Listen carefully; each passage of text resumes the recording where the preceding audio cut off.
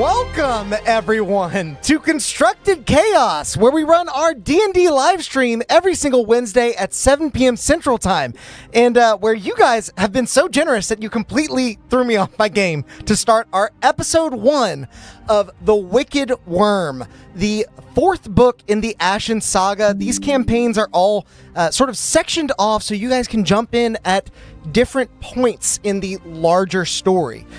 We are going to be reintroducing our characters here in just a moment, but before I do that, I need to introduce some of the hypest people in chat. Oh my god!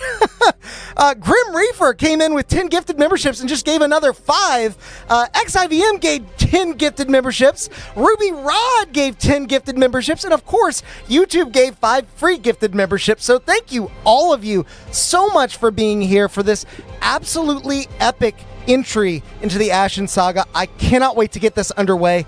I've been asked already in our Discord if this is the final chapter of the Ashen saga, and it is not yet. It is close, but you guys are definitely detecting that we're getting close to the climactic end of our multiple year-long saga that we've been running. So I really just, I can't wait to dive into it. There's so many things that feed into this. I spent several days just connecting dots and figuring out what NPCs are going to be involved and what the characters are going to experience. You guys are going to have so much fun. I know it. I'm so glad that you're here. But before we go too far into the weeds, I need to thank our friends over at Tabletop Beard, especially because I am showcasing, once again, our own custom beard oil, the Chaos Mage.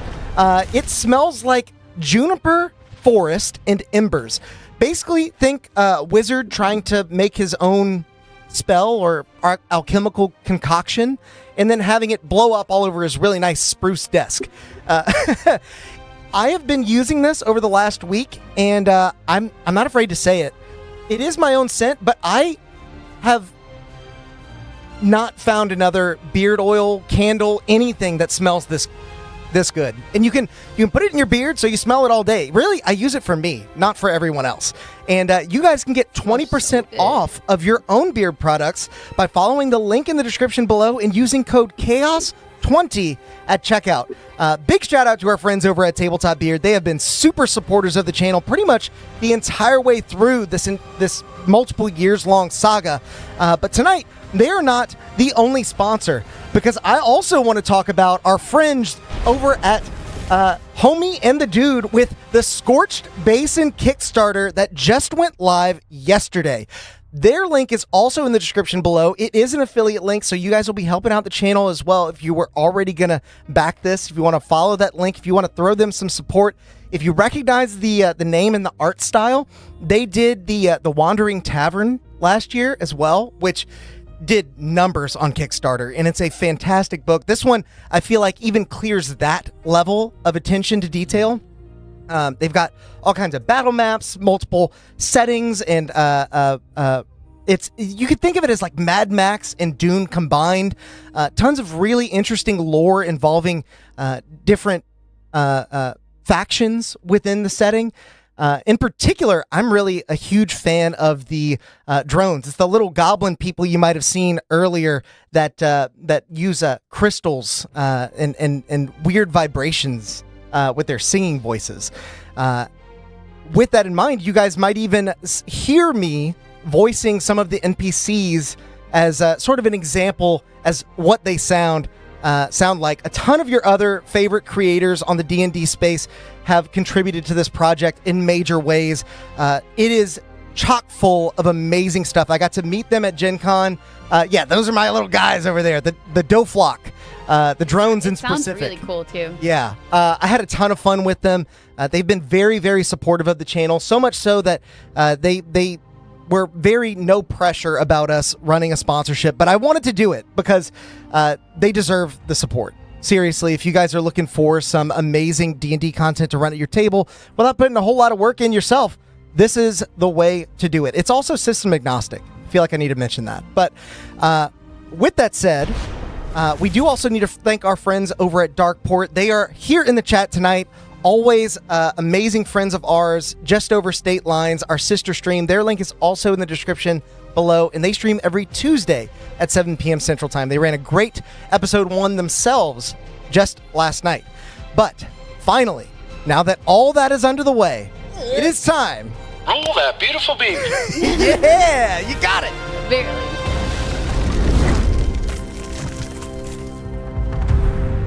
Beneath the soot-black peaks of the Sable Fjord, the forges of Svathmar blaze anew, rekindled by a single act of craftsmanship.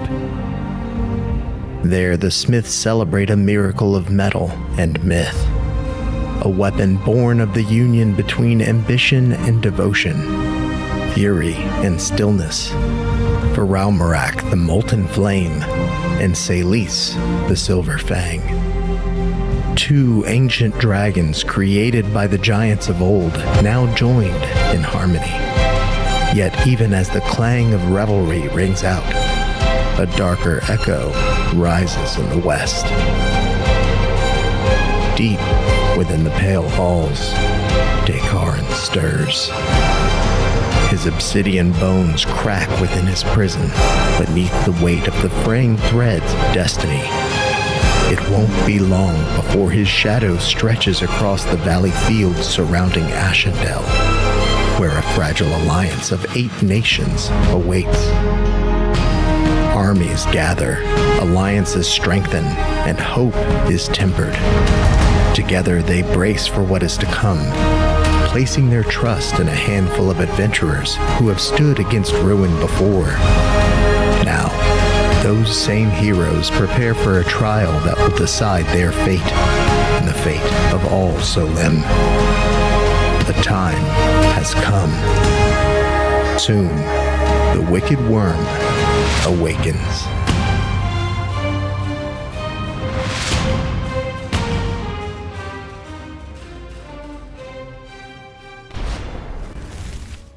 Welcome back, everyone. So, before we get things underway, I know chat just got to see the intro, but there was one very special thing that I forgot to say at the start of stream.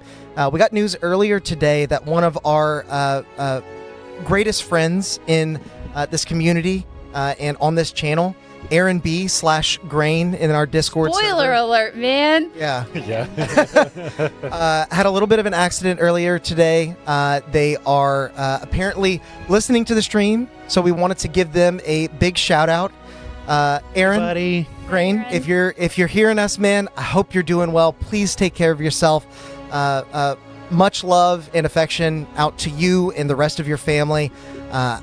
And thank you to your son. Yes. Reaching out to let us know. Yes. That means the world that you talk about us enough that your kids knew to let us know that something had happened. At the end of the day, we're all just kind of friends sitting around the table.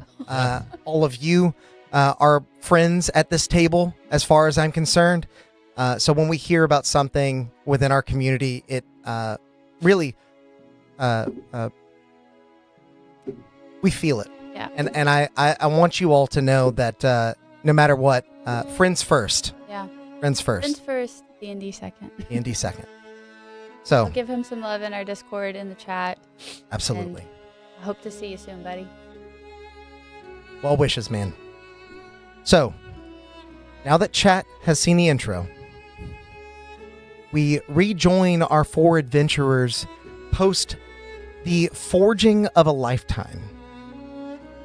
Before we press on too far, I want to ask the 4 of you, is there anything that you would like to do in Svathmar before moving to the Bastion at the Vidnikin Plateau? Yeah, we're going to roll it again. Yeah, we want to see that beam footage one more time. I really pressed the button. to be sweet to Caleb and I hit it. My bad. Oh, sorry. It's okay. No, nothing for Valoth. The big obsidian platform that floats. That thing's still around? It got completely smashed when Oh, it fell man. into the bottom of the chamber. There's no obsidian left for us to take. I was like, we could have just hooked it to the back of the ship and drug it. Oh, it's about to go to the bottom of the Yeah. fucking ocean. All of the wares are gone. No? I Okay. think so, yeah. No. I'm kind of already said my piece to my forge master. Well then, as we begin our campaign for tonight, I'm going to switch on the map real quick so everyone can kind of see roundabout where we are. So we can figure out which halls we're at. Yeah. Alex has so many holes, man. It almost sounds like we're saying something different. Currently, the adventurers are in Svathmar, which is in Krafheim on the eastern part of the map here. However, they have a ship that allows them to teleport all the way across the continent back to their home base, the Vidnikin Plateau, down here in the Grixton Republic on the Isle of Grotul. Now, the more important thing to know, if you've watched the intro, is that the fighting forces that are gathering against this mounting danger are in Ashendell, in Turasil, near the middle of the map here, where they are ever watching towards the Pale Halls, where this great evil is held at bay in the west. So, now that you guys kind of have that point of reference, something that chat may not know is that a less knowing traveler would think the smithing village of Svathmar still be eerily empty. On the very eve of their return to freedom, the devout craftsmen and women celebrated at first with cheers, and then with dreams shortly afterwards. This place is, indeed, as you found it. You know that this silence now saddles peace instead of pandemonium. You breathe it in, closing your eyes for a moment, leaving your trust to the moon, the stars, and the scar above. You dare the night to break your trance, yet you are forced to do so yourself after a deep exhale of held breath. And it's morning. The night has come and gone, kindly leaving your memories at the door. You remember leaving Svathmar the night prior by way of teleportation circle. You remember arriving in the Vidnikin Plateau, weary but victorious. And you remember the embrace of safety within your bastion and the comfort of your bed linens. Drazad, what you don't remember is falling asleep with your freshly crafted creation in your hands. And yet, there it is. So, who do we see here, Caleb? You, as if there's a camera kind of just panning across the smithy, you see popping out of a piece of stone, literally out of the stone, as if nothing. He unveiled from the stone, sword in hand, mace in hand, sorry. And you see a dark blue dragonborn wearing his mithril armor, but even above his mithril armor, he's wearing his smith's apron. He has a couple of tools on his belt by his side, just because he did just get done forging this new weapon. And that's kind of really all you see, is Drazad kind of waking up and starting to kind of think about the path forward now, because at this point, everything has been focused on finding the Silver Fang and Celise as we then knew her, and, you know, figuring out how to defeat the... Samuel? The obsidian weapon breathing undead multiversal. I think I said that right. You did. It's on a t-shirt. I have We have merch for that. Go buy our wares. And you see him kind of start contemplating as he looks over the sword. And I would probably try to... I know she doesn't communicate directly, but I would probably go over our adventure with Celise. Just from the initial of wares being stolen and kind of just checkpointing it as we make it all the way to probably our conversation with Ramarak flying across the ocean. Okay. As you take a moment to speak to this weapon, a weapon that was once sentient before it was reforged and combined with the other of the two dragons, you get a closer look at it with less weary eyes. The edges of the weapon still dance in white ripples of radiant silver, like hot water in a fresh drawn bath into which you have steeped yourself. With the hilt gripped tight in your fist, you find yourself losing track of where you end and it begins. In the hours since you forged it, you've not heard it speak, though you've yet to ask it to respond. Yet as the liquid metal pours endlessly over the obsidian black spike at its core, it does seem to move at your request. What do you do? Dan Stuff and Things, thank you so much for becoming a member. Good to see you here. Stuff and things.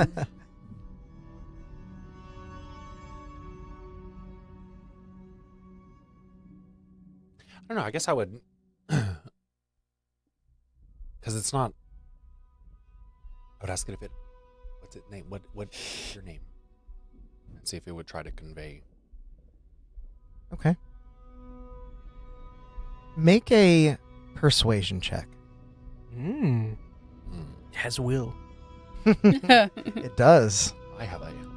For new viewers, one of the weapons, or rather one of the dragons that was forged into this weapon, did not have a will of their own. Bitch. No, You could think, you could think, the Tin Man who doesn't have a heart, or the Scarecrow that doesn't have what is it? Courage. Yeah, like that. What was your check? Oh, I'm sorry. 19. Okay. Did we carry over dice rolls? Yeah, we should have. Just making sure. Someone was asking, and I wanted to make sure. Yeah, they did. I think a lot of them got used last session. Yeah. Speaking of, I need to pull that up. I'm listening. Sorry, Alex. You press the weapon for information, and though you kind of expect a voice to ripple through your mind, you've become somewhat accustomed to that in your previous days of travel. You hear nothing. There's silence. And as you grip the weapon in your hand, a shimmer runs down its silvered length, and something shifts. From the edge of it, thin wisps of radiant silver begin to pull free, elongating into small floating darts of glimmering light. They circle you slowly, like moons in orbit, humming with energy. Then, without warning, one of the darts bolts forward, aimed directly at your heart. Does a 12 hit? No. Okay. As it does move, you are ready for anything, and quick to block the attack, you actually bring the blade to bear, smashing the pommel against this radiant dart of light. Another begins to turn in your direction. You're ready for it to strike when the one at your back that you didn't see begins to whistle through the air. Does a 23 hit? Yes. More importantly, Damn, your Bastion beats you up. you wish for it to have missed.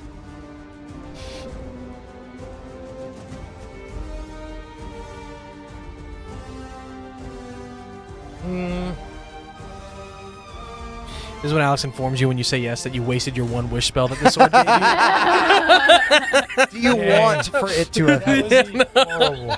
No, I mean, I guess like Drazon, like he would want it not to hit him in the sense of like nobody wants to feel pain or be hurt, but I would probably assume that this, like, it's trying to communicate with me. That's what I'm trying to do. So would assume that this is probably some kind of like. I know Celeste was like very like vague in her communications whenever she was a weapon. So I imagine this has probably got to be like even more so. Okay. As the bolt flies from your fore, it connects with the back of your abdomen, sending a searing pain through to the front as you take 13 points of radiant damage. Period. You feel that pain seep into your bones as no voice does follow. Another one of the darts turns to swing at you, flying through the air, whistling as it does. Does a 24 hit you? Yes. I will ask you again. You wish for it to have missed. Okay. Hit number 2. So I think I would let it hit want me hit again, but I would points. probably start being annoyed. Drazad would be like, okay, listen, I'm trying to say hello and ask you your name, not to hit you. Let me love you. Yeah, you are attacking me like the Luciana did when she first met me. It's crazy. In response to your frustration, something that you weren't really used to with Salise, Mhm. the weapon twists in your grip, not as a tool, but as a willful partner, and interposes itself between the strike and your scales. The dart collides against the obsidian core and it is swallowed into it. The obsidian itself begins to glow faintly like white caps crashing upon a blackened sea. Okay. You feel the hum of power resonate deep within it, and within you, as the remaining motes of light continue to dance around you. They are not attacking. What do you do? Drazad gets it. You are still arguing with yourself even though you are together. You are, two halves of the same coin.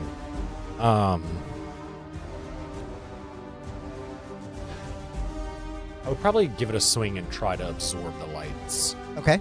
Are you intending it to stay as a mace? Yeah, that's preferred. Yeah. Okay.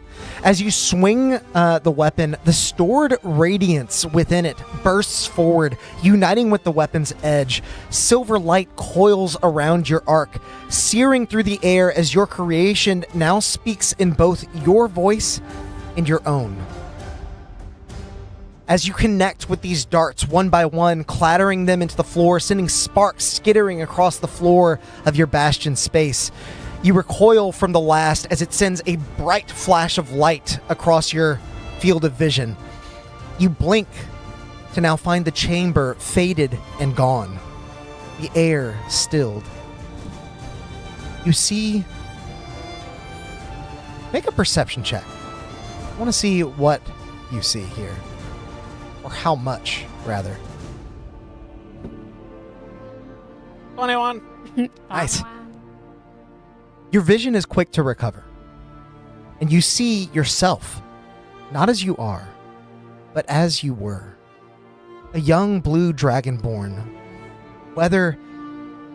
weathering bitter winds across the frozen roads to Hrafheim. His cloak is worn, his eyes determined. He carries naught but a stubborn spark in his chest. The vision shifts. He kneels before a great forge, hammer in hand, before standing and striking down upon an anvil, creating some new masterwork. Sparks leap with each blow. Make a smithing tools check for me. Strength, right? And proficiency? It is strength and proficiency for smith tools. Natural 20 for a Whoa! Nice. 27. Drazad, Yeah. within each burst of light, a new version of you is born. Years of experience and growth leave their mark upon this version of you. Each spark is a moment, a version of him forged by choice, failure, and fire. Until the final strike lands, the last spark flares, and from it emerges a figure. Resplendent, armored, resolute. It looks familiar to you. It reminds you of what you saw when Varalmarak tried to tempt you. However, this dragonborn warrior is not shaped by temptation or legacy, but by his own efforts, by your own efforts. Bearing a blade of twilight, you see yourself, not as who you were, but as who you have become, who you have shaped yourself to be. What do you do in this moment? Drazad would probably smirk and that is little Drazad. I wonder what he is up to nowadays. Obviously not meaning it seriously, but just thinking back on the past. And then at that point, I mean, I would definitely try. Like, I'm attuned to this thing, so I'm going to try to figure out like what all it can do, its different features and abilities and things like that. Okay. But I probably would go try like find the others in their bastions and kind of see like what we plan on doing. What's everybody's kind of game plan, or what are we thinking? Like, where do we go next? Do we go fight the obsidian weapon breathing undead multiversal dragon? Nice, nailed it. Or do we like figure out what happened to the Oracle and then maybe go get her, or grab the Saurian, although he's going to be useless, and like anything like that. As you wonder which version of yourself, which version of the future will be shaped next, as you stare at your radiant double and admire how far you've come, another adventurer peers into a different kind of mirror. We find ourselves within another wing of the bastion, quieter and more contemplative. The warm light of magical candles flickers against tall shelves of tomes, scrolls, and arcane instruments. Among them, a figure moves deliberately, his fingers trailing along bindings of texts, old and new. Behind him, like a reflection woken from dream, a silhouette mimics his path. It's shaped like him, but not quite like him. Eyes a bright blue, body an inky shadow. Sam, who do we see here? You see a pale white with similarly almost platinum hair elf with solid black eyes, as the shadowy visage has piercing blue eyes. And unlike Valoth, the elf that is there, the shadowy visage looks to be his silhouette, only with the hair put up into like a top knot, wielding some sort of uncharacteristically like radiant blade. Maybe even put down while they're studying books. Tattoos cover this elf. He uses the one on his left arm to write his illusionary tattoo. And almost as if like realizing something, he picks up the sending stone to call out to someone else in the plateau to ask him some questions, as he's remembered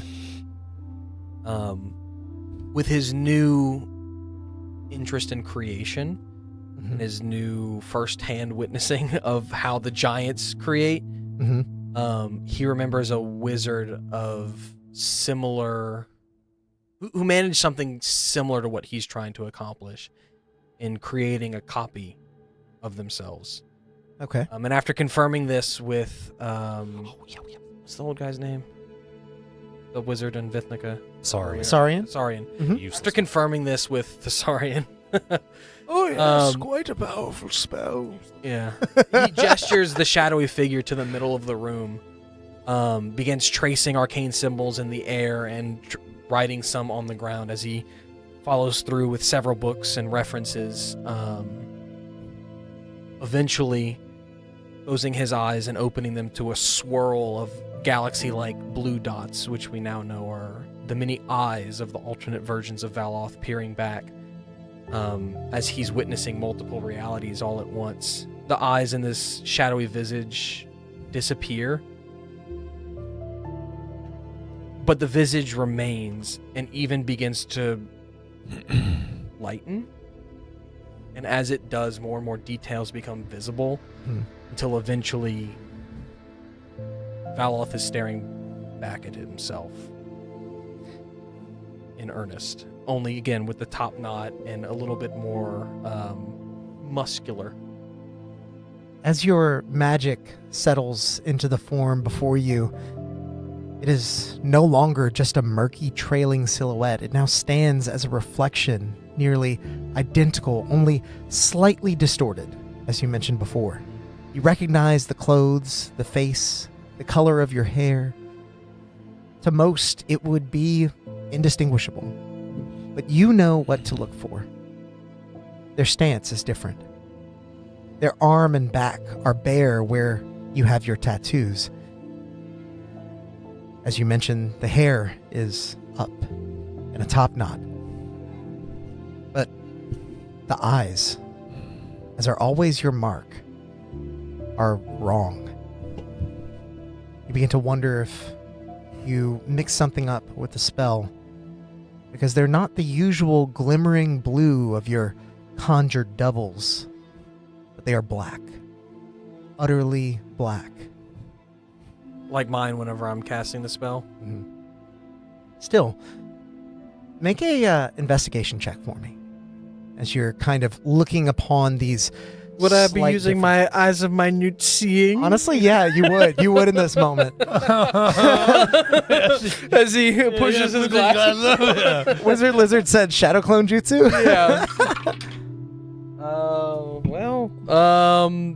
26. Wow. I have a plus 15. Middling roll. In that darkness, something shifts. There, in the void, there is movement. Subtle, but movement. Like something swimming through or watching back. What do you do? I think he would wait for an opportunity and attempt to cast message when it's in the eyes at this thing that he's created, attempting to contact whatever may be peering back through it, potentially. No, actually, I think he'd do something different. Okay. With another new spell that he's picked up, with their ever-growing communication channels, and his skills increasing in that area, as well as this double creation area of his magic, he would ritual cast flavorful contact other plane, attempting to contact whatever is in there. Whoa. Okay. We don't have to use that spell specifically, but like he is using what is a 5th level spell to try to contact this other thing. So, you settle in, thinking better than just sending a message into your familiar, or rather your simulacrum's eyes. Rather, you attempt to contact the individual that you imagine is on the plane where they are from, your alternate self.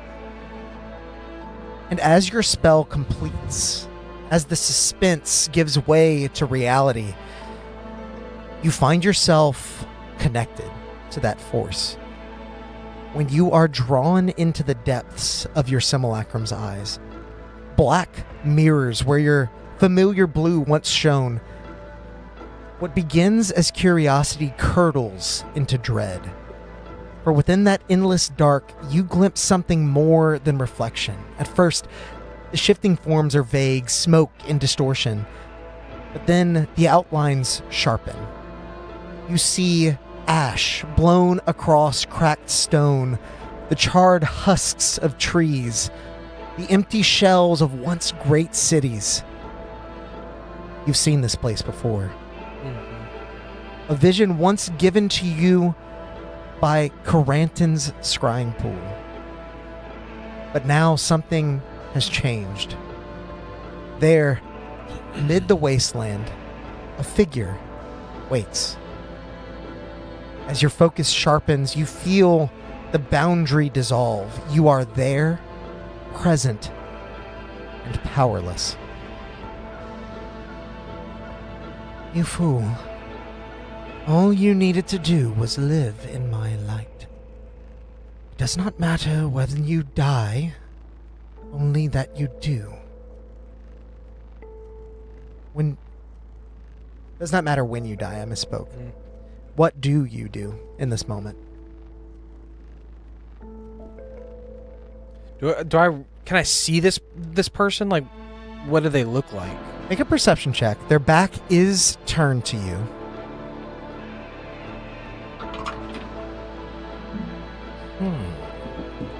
Yikes. Do I take a chat roll this early? Couldn't hurt.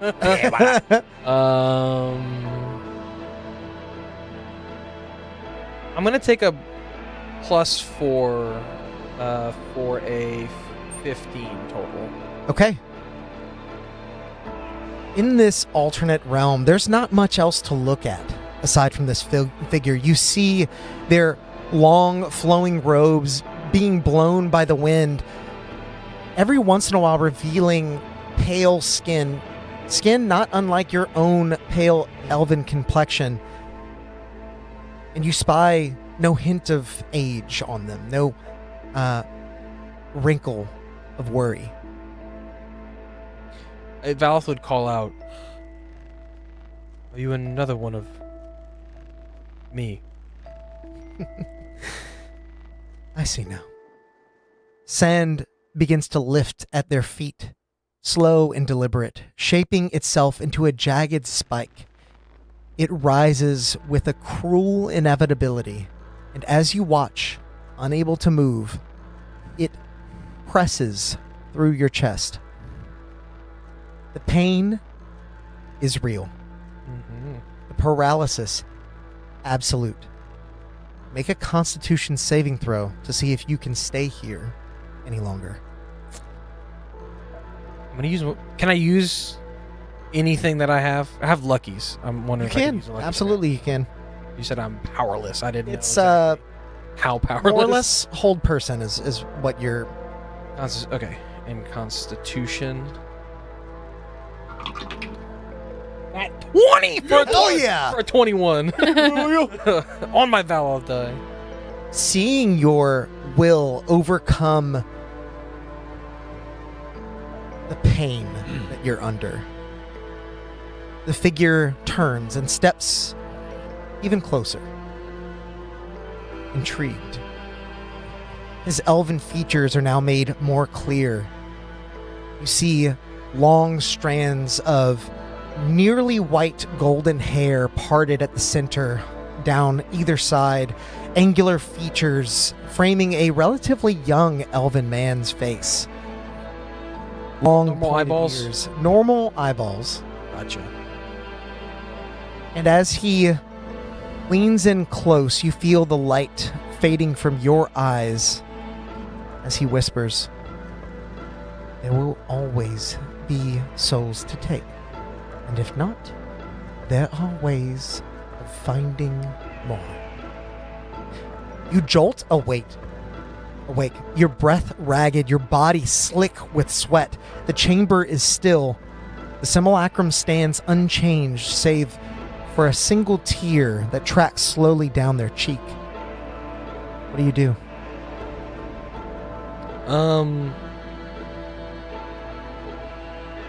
He would reach out and wipe the tear and kind of like he would ask the simulacrum, "So you know what happened there? Is that your world?" Make an insight check.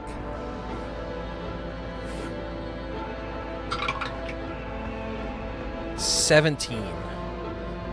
With a 17, you know, based on your arcane knowledge, even though this is your first time casting this spell, that this simulacrum will not be able to respond to you. They are but a shell of what they once were. You imagine that the tear falling down its face has to do with a almost muscle memory response from reliving what you imagine was their own death. Beyond your tower, distant and muffled, you hear the cheering of a crowd.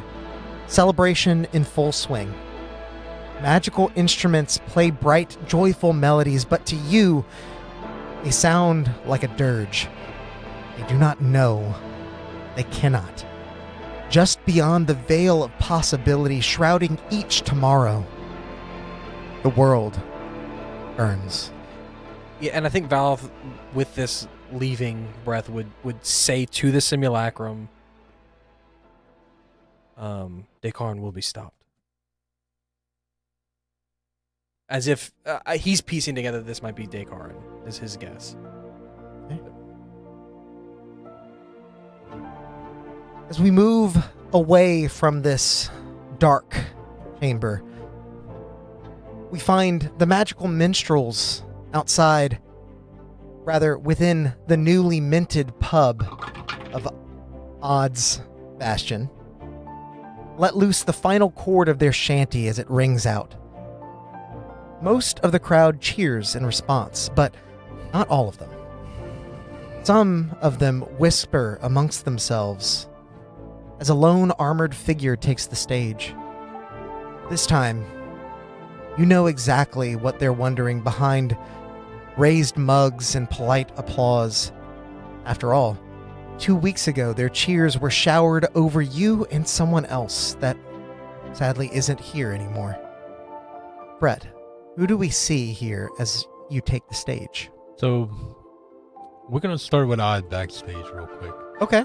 And back there, Cool, Odd, be cool. back there you see a slender purple Azamar clad in armor, shield on his back, swinging hilt on his belt, and a now very quiet drum on his hip. However, his armor's a little less bright, his cloak kind of in tatters, his mustache very unkempt, and his smile is absent.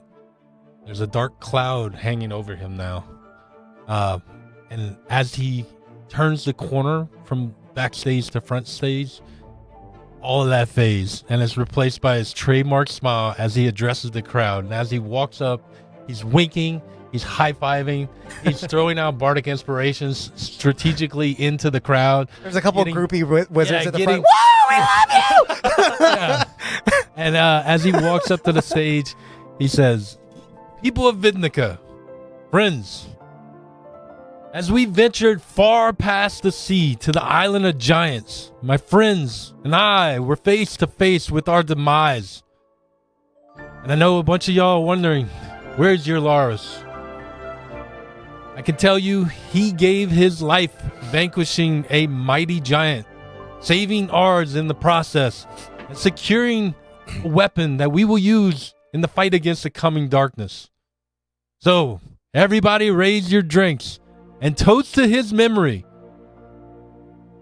To make sure that we never forget his sacrifice or his flair for life, I dedicate this pub to him. Welcome to the Purple the Djinn. The first round's on us." The crowd erupts in a raucous roar, although you do see a few of them, as they hold their drinks aloft, kind of wipe away tears. It stuns you for a moment, because you had a special connection.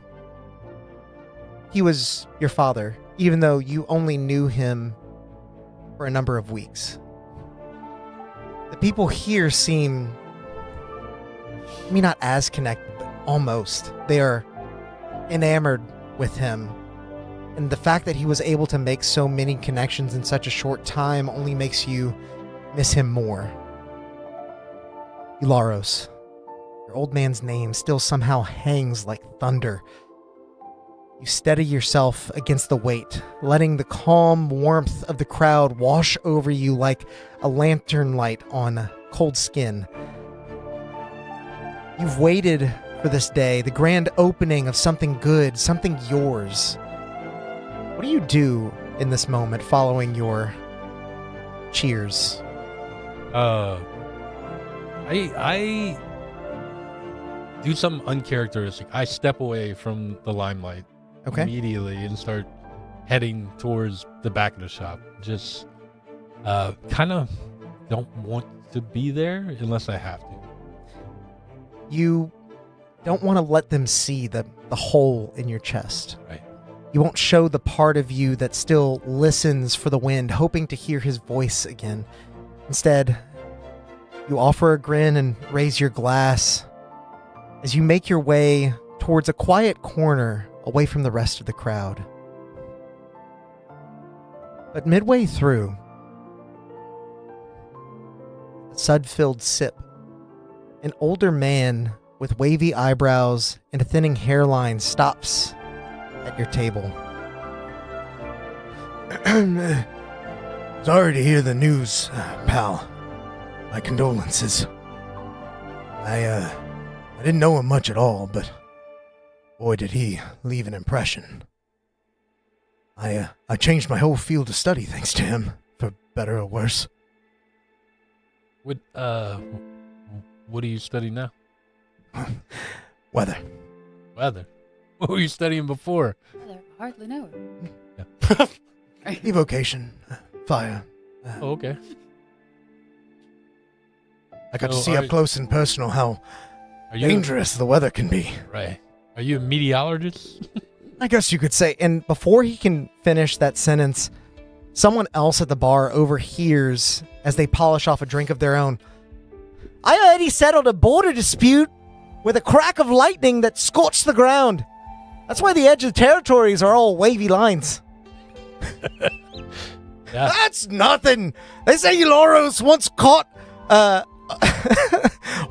fallen star with a net made of sea breeze. He used the light to light his own pipe for a week straight before he, kicked the habit. I've heard that one too. He told me that he once brewed a pint so strong it summoned a storm cloud above the bar. Patrons there still bring umbrellas, apparently, in case it comes back. That one is true. You hear another one call out, I heard that he once sneezed and redirected a flock of migrating geese. Apparently, they still visit Vidnica every spring. You hear more tales kind of spinning up. Do you have one of your own that you I look in the back and they're cooking goose in the kitchen. And I'm like,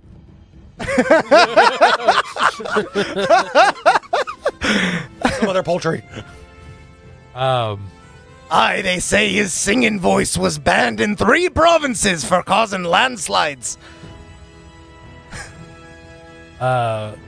he's not gonna add in. He's just gonna listen and agree and kind of up the stuff. You hear more tales spinning around the pub, aptly named after him. Tales of how he high-fived a cloud and turned it into a rainbow, or how the aurora in the night sky is just the sky itself doing a dance that he taught it. As these stories swirl, you are reminded of him, yes. You are also reminded of Zave and the stories that she loved to tell, those that emboldened the people around her. You feel some fulfillment, however small, welling up inside your chest, reminding you that a man does not truly die until people forget about him, and it will be a long, long time until Eularos is forgotten. You feel a phantom sting and instinctively move to clutch the small necklace made from Eularos's essence, but it isn't around your neck. You remember Flora asked to borrow it earlier that morning. Still, you allow your hand to rest there and feel that emptiness dwelling on the feeling of its thrum against your chest, against the swirl of hollow cheers and laughter as it now pulses somewhere else. I stole your necklace. We never saw Flora again. Yeah. Just took it and ran. A patch of moss glistens under the morning light, and there, resting against the earth, as though gently placed by the wind, is a sacred shard of ice. Necklace vibrating faintly with a pulse like a sleeping heartbeat. Vines snake outward from a still form at the center of this glade. A woman, legs folded beneath her, hands open at her sides. Her breathing is quiet, her brow serene, but her spirit is intensely focused. Morgan, who do we see here? You see Flora, kind of meditating in her little Twilight-esque meadow.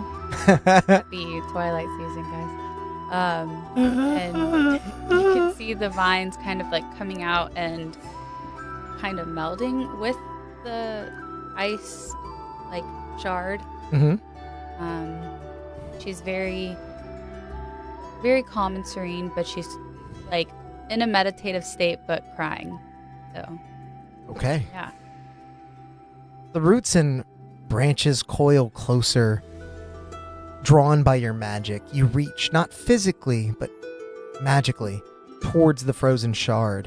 It does not melt, even under the touch of sunlight. Its cold hums and thrums in answer to your call as you dare to press deeper into its essence. Tears streaming down your face, feeling more connected than ever to the dreams of someone who has passed away. The soul of Eularos, sealed in ice, and perhaps something deeper still. Is there anything you'd like to do in this moment as you sort of press in? If not, I'll have you make an Arcana check, or nature. I'll let you pick. I want to make sure that the shard of ice kind of, it's like it's like the shape of like a D10, but like super fast. D8? 10. 10. Oh, gotcha. It looked like an 8 to me. 10. Let's see. But like super faceted, so it's like very It's very reflective. sparkly and Yeah, yeah. shimmery. And it is ice, so like when you touch it, it feels cold, but it doesn't melt. Gotcha. That's my flavor. Yeah. And then Arcana, you said? Arcana.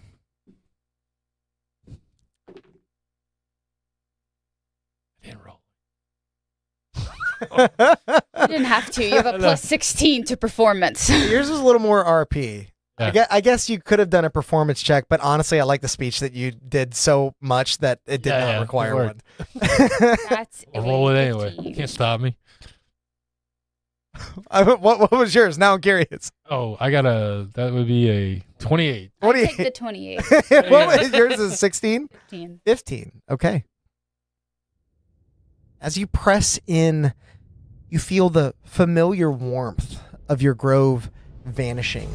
Almost like your connection with nature, your control over it is melting away while the ice remains ever present.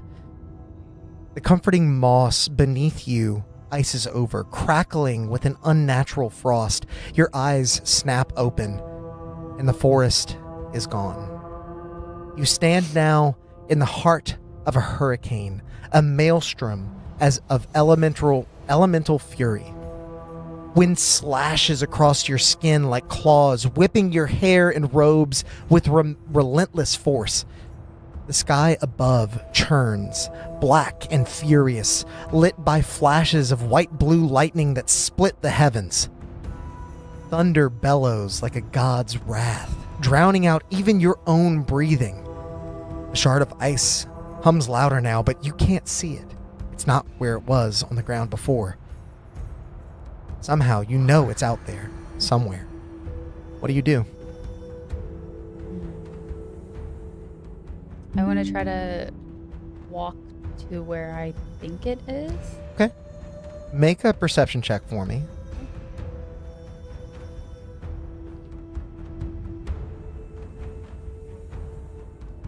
$25. Okay. As you press forward, moving in the direction you feel that voice coming from, you begin to hear other voices as the wind screams louder. Within its shearing howl, you hear voices carried from the past. Keep your head down! Where else can we go? Follow the sound of my voice! Please, I need your power to save her. They rise and fall like gusts through snapped trees. Then a shape begins to take form within the hurricane's heart. Because you rolled so well on perception, you see the wind and sleet coil around its massive outline, vaguely humanoid, at least at the midsection and above.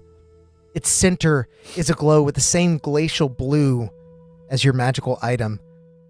It watches you without eyes, a towering silhouette surrounded by this roaring tempest.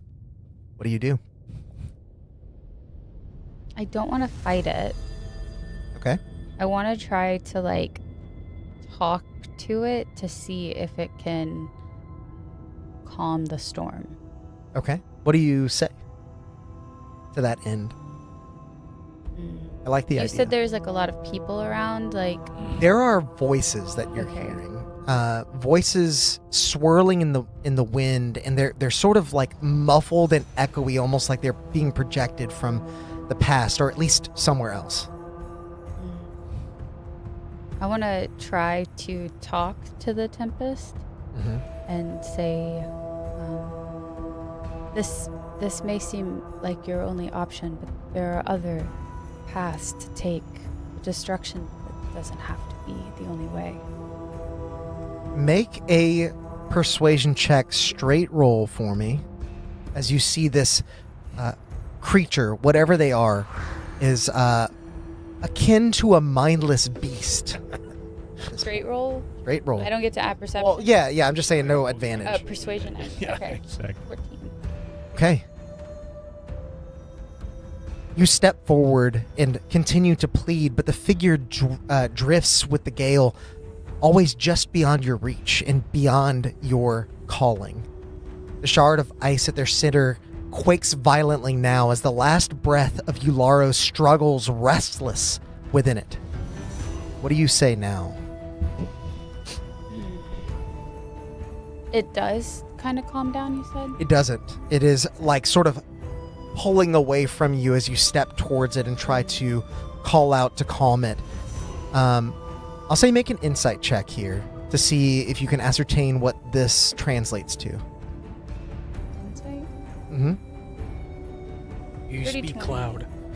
I might. Based on what you know of Eularos' past and what you're seeing now, what you've seen growing up in the wilds, this beast needs more than logic to calm itself. It needs an injection of emotion. You need to plead to its emotional side to get the storm to calm. You recognize this storm as something that you have even felt internally before. I'm going to message in his head, but I want it to be Odd's voice. Okay, I'll allow that. I like that. That just says, please, stop. Make a persuasion check. This one I will allow at advantage because you're using a voice you know that is familiar to him. Dirty 20. Okay, 2 dirty 20s back to back. You call to him, not with force, but with grace. You remind him of the wind that once sang instead of roaring. You remind him of his son. The storm stutters, the wind falters, and the figure diminishes, lowering itself to all fours, its form warping, shedding fury for something familiar. Lupine. Like the echoes of a guardian spirit, with a final shudder, you see a wolf collapse into the underbrush beyond your view. The sky above cracks open, not with lightning, but with a light. As the storm relents, what do you do? I'm going to rush over to where I think the wolf may be. But Flora's kind of frantic at this point, so I'll probably be calling out for Arvander as well. Okay. The last gusts of wind die as the air sticks to the inside of your chest. You approach, and in the stillness that follows, pulling apart this underbrush, you find a familiar shape. Your pet mossback tortoise nestled in a patch of glistening ferns. From a small tree sprouted at the back of its shell, 3 good berries now hang, and tangled within the branches, a trembling shard of unmelted ice. What do you do? Well, I'm gonna pet the turtle and tell him thank you, and I'm gonna take the 3 good berries. I was like, what sound does a turtle make? And I was like, Yeah. Is that what he says It back fits to with you? our group text that's going on here. Yeah. as you petted it.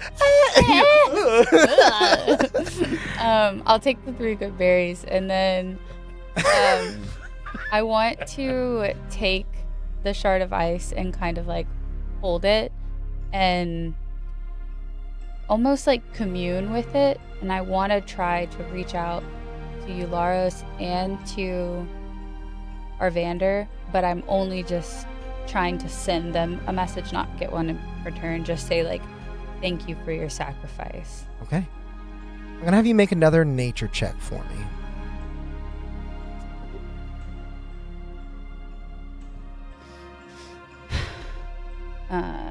Dirty 20. Wow. I don't believe you. That's the lowest dice I've rolled, but I have a plus 14 to nature. Right, so. right. Especially after the level up. Mm-hmm. So when you grasp this magic item, you feel it changed. The gem hums softly in your hand. The thrum of Eularos remains, and you can tell that much as you attempt to commune with them. You find within it not the chaos of a storm, but the calm of wind winding through open boughs, a breeze that lifts rather than overwhelms. And yet, there is an image of the wolf that won't leave you. It clings to the back of your mind like a half-remembered dream. Was it some part of Eularos that created what you saw? Or an omen of something else? Something seated within you? Well, I really thought it was Eularos, but now I'm thinking otherwise. As that worry runs through your mind, you feel the last remnants of the storm slipping from your skin, and the garden then glistens, signaling the arrival of a Vidthinkin mage. He peers out from around a bark-ridden tree. Oh, there you are. Master Thessarian is asking after you and your friends. It seems there's news from Ashendell that requires your attention. Please, follow me, if you would. Sure. The other 3 of you are approached by similarly robed mages of varying size, stature, and appearance. As you all are escorted back together after your first night of rest back on the plateau, you are brought to the very same meeting chambers where a fight broke out in the Accord of the Silver Song. Here, seated at the far end of the table, windows now fully repaired, and looking out over a sea of clouds from atop their perch, you see There's somebody out the window. Threw off my groove. Not again! I have to make an example of them.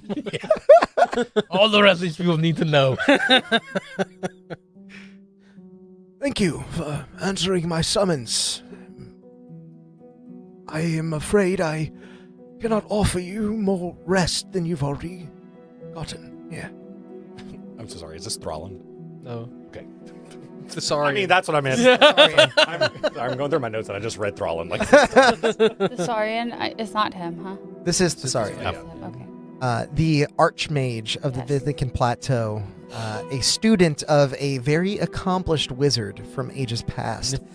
Inefficient message sender. Yeah, it's that guy. Inefficient sending sender. Yeah. He's talking to all of We have us. sending stones now, so it's okay. He's talking to all of us except for Drazad. He's He talks only like that. messaging Drazad. Yeah. Like that with the sending. And he's only sending him questions. Yeah. You want to hear what I have to say, Drazad? Oh, crawls back click. into the stone forge. Yeah. I have received word from the court mages in Ashendell.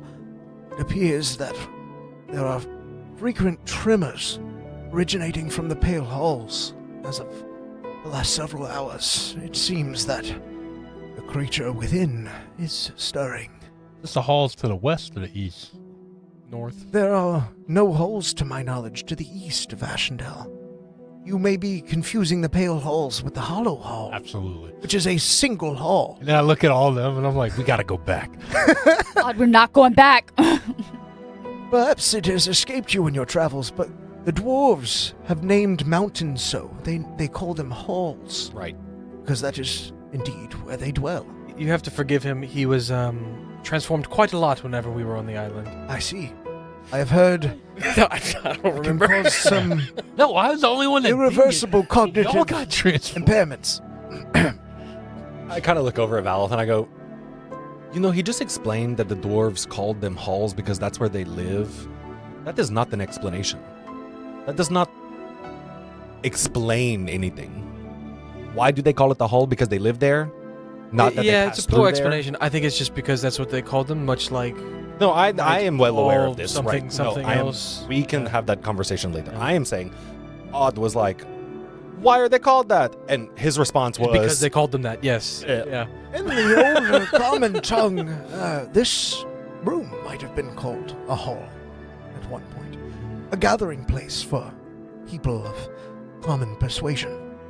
So, are we to go to Ashendell to mount a defense against the, Undead weapon breathing. upsetting weapon breathing undead multiversal dragon? That is the plan, yes. Okay, is everyone Is it else trapped joining in there? us? What is it doing in there? Your guess is as good as mine. Well, the oracle was holding it there. It seemed like.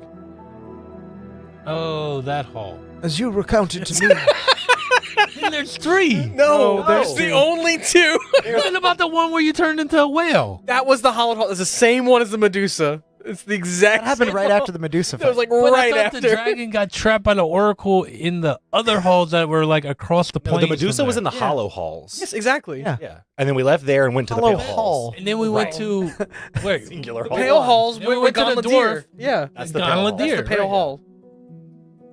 Halls, plural. Wait, one's singular, one's plural? Yes. They It's a mountain both range pale? versus a mountain. Wait, are they Fuck both you, pale? Alex. No, one is Is it hollow. pale hall and pale halls? No, No. pale They're hollowed hall. hall. Pale halls. Fuck me. No, not hollowed. Hollow. The hollow hall What about the other and one? the pale What other one do you hall. think there is? What other one do you think there is? Honestly, you Also, know, chat, I want you guys to know we had this discussion in text message today. I had it. I thought I understood. I don't. The one where we fought the Medusa and the one where I turned into the whale. Same one. Okay. Hollow hall. And then That's Pale hollow? Halls is the one where we narrowly escaped. That is the one where Drazad made the giant crack on the wall. You remember? I remember that. Right. Yeah, That yeah. is the pale halls. So it's stuck in there. The Oracle was Maybe. holding Honestly, it there. we It don't seemed know. Like, yes. That could be was another for a set of time. halls stuck in the halls, for all we know. Oh yeah. As you explained to me, it sounds as though the Oracle, the leader, the religious leader of Banara, Namaste. was able to Right. restrain Descartes using the very threads of fate woven by the great thread spinner. And, No, and Luciana's body. I look over at Battle and I go, You know, up until that point, I really thought she was a fraud. A frog? frog. I thought he said frog too. I was like, it was a cat. It was always a cat. No, not Luciana, the Oracle. Oh, pfft. I Fucking tend hell. not to put much stock into the gods, their meddlings in mortal affairs. God is like pushing it. I'll tell you, if you name certain gods to people, they don't Yeah, like they it. don't like that. So No, Especially this one over here. I'll show you that scene in One Piece before I forget later on. You will have to regale me on your travels some other time. No, definitely some other time and in don't ever person. mention Pyraxis. As it is now, Keep it to yourself. we must gather all of our strength for the coming battle before it is too late. As we discussed in the Silver Song Accords with the other nations gathered, our allies, believe it best for us to hold the line against this evil, best not to meet them in the open field where a dragon could lay waste to entire armies in Right. the blink of an eye. Right. So you are suggesting we go into the Pale Halls after it? No. Okay. I am suggesting that we fortify defenses in Ashendell. Coordinate the armies beyond their behind their defenses. The city is rife with many walls, you see, Okay. that at least could keep the armies of the undead at bay. I was about to say, you do know that dragons fly, but that makes more sense now. That it's for the armies, not for the dragon. That said, make whatever preparations you must. I will head there directly within the day, along with some of our best fighters. Where do you think we should go? Like, who do you think we should go recruit, right? As far as I can see, we have spent the time we have to recruit nations. If these tremors are stirring from the Pale Halls and they can feel them days away in Ashendell, then surely the time is upon us. There may not be much time left to garner new allies in this fight, so we have done well on that front. So we should go back to our ship and fly to Ashendell to meet you. Yes, I believe that your flying ship may be one of the best chances we have against matching the power of this beast. Do you think, and I'm asking this to Rizad, do you think Copper Fizz would be useful on the ship? Helping man repairs and keep it flying? Rosad thinks if we pick up, yes, yes, but I think we should probably get Finnegael as well. Okay. I'm presuming they'll be heading that way as well. They are there already. They have amassed with the army of Grixton. Okay. We lag behind only because we are here playing home to all of you and making final preparations. Oh, don't make it sound so exciting. I am by no means excited by the prospect of eternal damnation. You have Can you point me in the direction of some enchanters? There are plenty on this isle, although I'm not sure they'd be able to... Best. Very best. I see. You'll want to go to the Enchantment Spire. Okay. It is part of the Arcane School. You're familiar with the grounds now. I have the name of the headmaster of that section of the school if you need it, but Alex, I'd just like you to know that right now the chat is a One Piece discussion about what laughs we like best. So I figure you might want to chime in. honestly, I'm a sucker for Blackbeard's laugh. It's hard. Morgan, you haven't gotten to hear it yet. No. I I probably have heard it with as much as kind you of butchered it, but that's I was about to say, so it good. sounds like Mine. Eminem. It does. It's like deep in the. It's like. Yeah, it's very good. I do also like Dorian Broggy's laughs. They're good too. Also, Saft, Alex is absolutely up to date with the story. Oh yeah. Yeah. Not the manga. I'm an anime purist. I like to watch. I like the animation of it. Yeah, but he is up to date with the anime. I am on episode 83.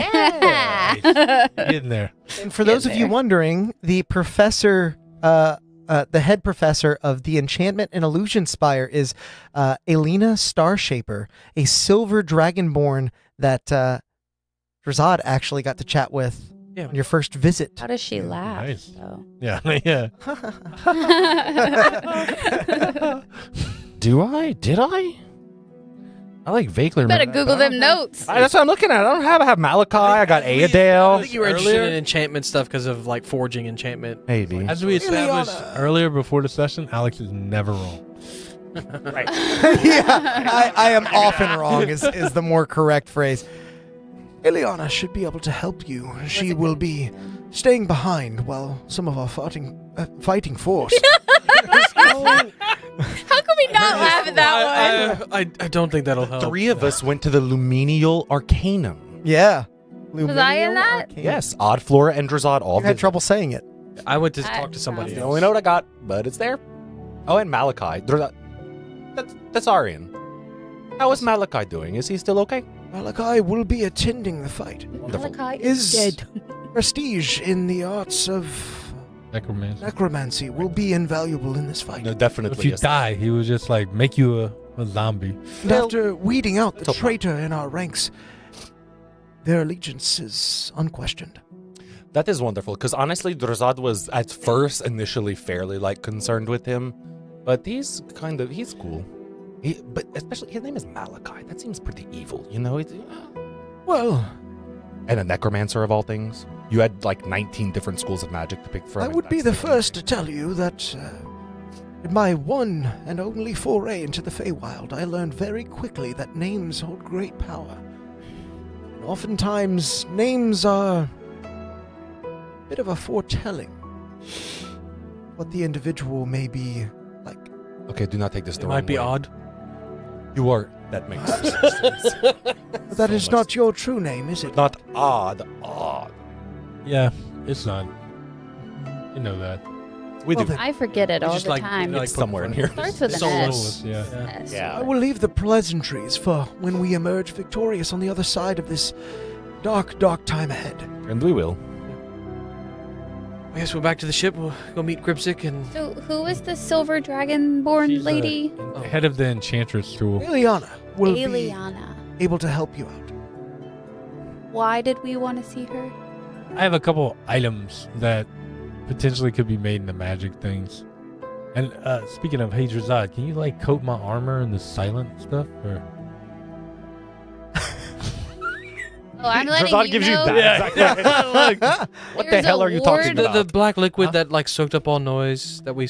yeah, I got 3 vials of black liquid that Okay, so that the precursor stole to from the the question Giants. would Yeah. definitely help it puts explain out to me.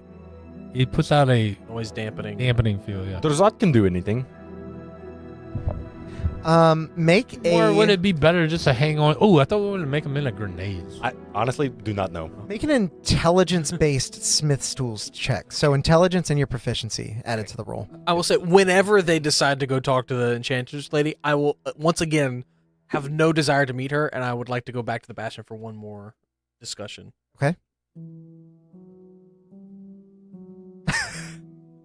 Um, 16. Take a chat roll. You ascertain. Wait. Odd is gonna give you guidance. Add a I D4. picked up a new cantrip and a bardic inspiration, so a D4 and a D10. Give this man a concentration ring. He's concentrating now. Oh, it's gone. He's using it. I know. Yeah, Has the exactly. ring. I know, I'm 30, 20. joking. I'm going to Where keep are my they? bardic. It's fine. Keep it. We're not Hey, fighting anything. use it. but I don't know. Why? I'll save it. I just rolled a 20. A dirty 20. Odd leans in close and winks aggressively. Yeah. Use it! 27. Woo! There it is. With a 27, you ascertain that you might be able to make his armor more silent for a time.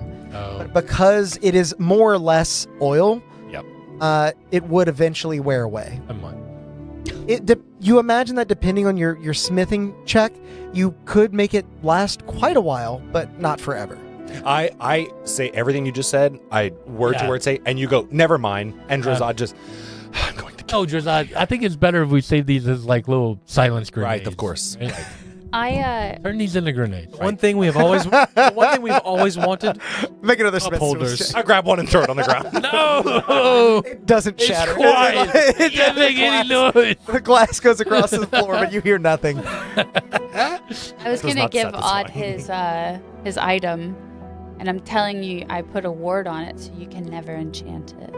Oh, well, if you catch on later and in a quiet place where you want to give him, as you walk up, he's going to hide something real quick. Give me my hat back, Jordan. Give me my hat back, Jordan. It's so fine. I'm making a joke. Oh. Yeah. What you hiding over there, Odd? And Get it. Flora is silly, is dumb, and as he turns around, he has a Eularos about this big, who's animated. He doesn't talk. He does laugh. He goes, ha ha. That's all he does. You see those little frogs? In his defense, that's like half of what Yeah, I know. Laura's ever What is said. it made out of? He's a familiar. And he has a little sword, and he's like just Stop. spinning around in a little cloud, like ha ha ha. You can see a small tether that actually attaches to the necklace, like drawing on his actual essence Oh my god. to allow him to haha. Yeah. So I'll give you your piece of ice. It will be cold to the touch, but it doesn't melt. Yeah, it's ice. Mm. Did you get a chance to actually look at what it does? Dude, it is amazing. You want me to say what it does? Yeah, sure. It's a cool little flavorful thing. So it is it's a defibrillator. It harnesses Yolaros' lightning and thunder. Mhm. And once per day I could do either, if I'm reduced to below 0 hit points, I just go to 1 hit point, so it shocks me. Mm-hmm. Or if I damage an enemy and it drops below 10 hit points, which you will have to like give me that option again, Yeah. then I can just shock it and kill it. Yeah. Yeah, So I told Alex I wanted it to have like lightning or thunder flavor, and I didn't even think about the defibrillator. Yeah, aspect. it's I either like shocking out or shocking Yeah. in. Yeah. It's a And really so cool. It is what I had excellent. told Alex too is that the center is like a liquid core, like a dice, like this, Yeah. and it swirls blue. And then if an enemy is within 10, it'll change to like a dark purple. And I was like, it'll be That's something he has flavorfully to how Yeah. you'll know. remember. Perfect, But yeah. that is like, you can ask like, what's my necklace look like?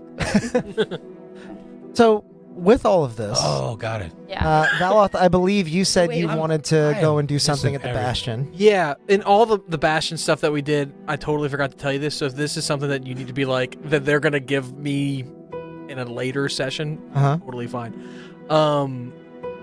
But he's going to poke his head back into the archive with like all the people. He's like, oh, by the way, I was wondering if you couldn't research giants who are outcasts or prisoners of the giants. Thank you. And he's gonna shut the door and like step away. Everybody clears sure. their desks. Like, ah. We'll get right on it. And you see one of them is like in the middle of writing something and they crumple it. Throw it away. That was on it. the research legend lore thing Yeah. that he was having his Bastion do. It's just I Gotcha. totally forgot to tell you that. Okay. Yeah, they'll definitely research that. I am not going to tell you if they're going to come up with anything or not, because as you know, that is like deep lore that even the Giants' But- own archive did not have But history. it is the effects of the legend lore spell. Mhm. So It's a little bit tricky when you start dealing with gods and demigods. Yeah, I because know, they have yeah, to I be know. like Affected by it. famous or something Yeah. weird. yeah. Anyway, James Carr, welcome to the Chaos Crew. Welcome in. Good to have you along. That was also mostly to get the historical benefit of the observatory as well. So. Right. Observatory is very flavorful. Flavorful, Sorry, for the Valor. archive. I know I have like Yeah. all these things in my observatory that help me, but that stresses me out. So I just have some good berries for now. That's fine. You That's are not required to use Bastion facilities, but they are there if you want them. For those of you in our chat right now, as we're kind of moving between phases here, if you're interested, I did make an entire video on Bastions and made an entire guide on some extra Bastion facilities, some of which the players have been using to great effect. So if you're interested in running some of that in your games, check it out. It is free and it's on that video. Speaking of, I passed by both of my mines, and the dwarves come out with a bunch of jewels. Hey! We struck gold. Saft says HWYB Gear 5 Luffy. What does that acronym stand for? I don't know that one. I'm a bit of a elder millennial. How would you something? I don't know. How would you beat? How would you best? How would you berate? How would you Bonk. bonk? Yes. Gear 5 Luffy? I would not. I would not bonk Gear 5 Luffy. That How would seems you? like a What would you exercise build? How in would you futility. build? Why are we having a hard How would you time build with is this? probably it. Poor Saft. He's trying to make a joke, and we are ruining it. Yeah, sorry, Saft. And Odd, you wanted to leave I have something with. I have that. I don't know if I gotta leave it. I don't know. I kind of want to actually like, how do we turn it into Yeah. How would you build? something? It is the skin of that rubbery Addleskink. Addleskink. That's what it was. Yeah. As you present this sort of iridescent red How would you build? skin that you expertly peeled off of the Addleskink after defeating it, you see the silver dragonborn. Ooh, that is quite nice. I not seen something like this in quite some time. It would take me, I believe, no more than a week to make something out of this. I would, of course, charge for this. Absolutely. 2,000 gold? Sound reasonable? I'm gonna message Val. Hey man, I need some money. I'm poor. Oh no. I have 30. The simulacrum costs 1,500 gold. off and I'm poor. Poor. I have. I sourced all my money from the giant chamber. yeah. I did not have to ask for Money any. that almost killed you. Yeah, I got a I bunch made of my money simulacrum from out of that, it. Yeah. I got like can I pay you like almost all of it now and Oh, wait, how much is she asking for? 2,000 gold. 2,000 gold. How much do you have? I got 1475. I will front you the rest of it. This is agreeable. Yeah. How much? Assuming you do Yeah, the return, business. I will have it here for you. Okay. And, of course, I do need to be paid up front. Yeah. Because there is always that chance. Okay, wait, I'm so Oh, I sorry. wish you well. Here's all my money. Odd is making an armor with Is that- little girl. Probably gonna be a cloak. I'm Go guessing. back and pick. It will be a cloak, I can Yeah, tell you yeah. that. No, I'm just putting this in my notes. 'cause It we were is talking actually about it. one of my favorite magic items that I've Really? theory crafted. Better It's than the it's one of turtle those that's armor? like simple, clean, elegant, like fun, Which one? flavorful. Better than the harmonic turtle armor you made. Yeah, honestly, yeah, I really like it. Which Anyway. one? This thing that this cloak. You'll have to wait and see. 1475. So 525. So now you have 0. I have 0. I have more than you. I have 36. As all of you wrap up your to-dos on the Vidnikin Plateau before leaving, the day is growing a bit longer. The sun is high in the sky. It is just before noon when you reach the teleportation circle that will take you back to the Mithril Phoenix, your flying vessel near Svathmar. You do all see two Valoths walk up. One of them's dual wielding wands. He doesn't have a third one in his mouth. No. We only have 2 wands available to us unless I look through all of our items. I can give you like Lightbringer to hold in your mouth or something if you really want to go. You can make a wand. He's got a wand of web and a wand of magic missile. Nice. Yeah. I see you are very prepared for this battle, Valoth. Oh yes. I finger gun the wand Vala. Who's this? I'm talking to the wand, Valoth. I intended for this to be one of my alternate selves, but I don't think it is. Looks It is friendly to all of us. okay. I made Talk? sure of that when I was casting the spell. I think I put all of our names in the runes. And Gribzix. I did put Gribzix. Oh, that one died too. Good 6 person. Durant. Ron. Have 2 notes. He's You were looking for a weak. body. He's weak to fire. As you're saying that, the thing is pointing a wand at me and just like, hold on. He is. I know I am frail. He is quite frail. Very frail. This Valoth. And I try to You shake notice his that this hand. other Second Valoth's Valoth- muscles are actually a little bit more I toned. want to try to shake his hand. Like I squeeze mean, he it too would. hard. He's just friendly. He's If considered I a squeeze it construct. too hard, does he go away? Oh, How many hit points does he have? they're like 34. Oh, well, you said he was very weak.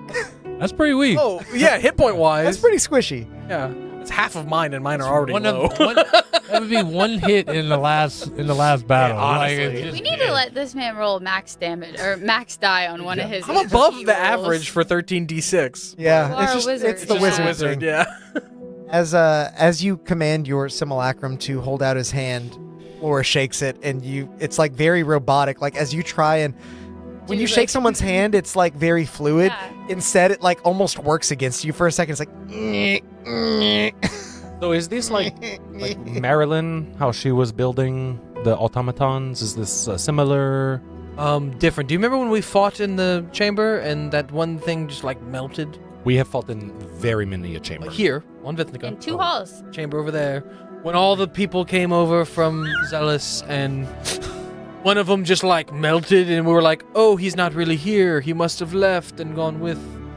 Oh, yes. Yeah, Drazad I made does one of remember. those. Oh, okay. Got it. How long is he here What for? is one of those? Until he dies.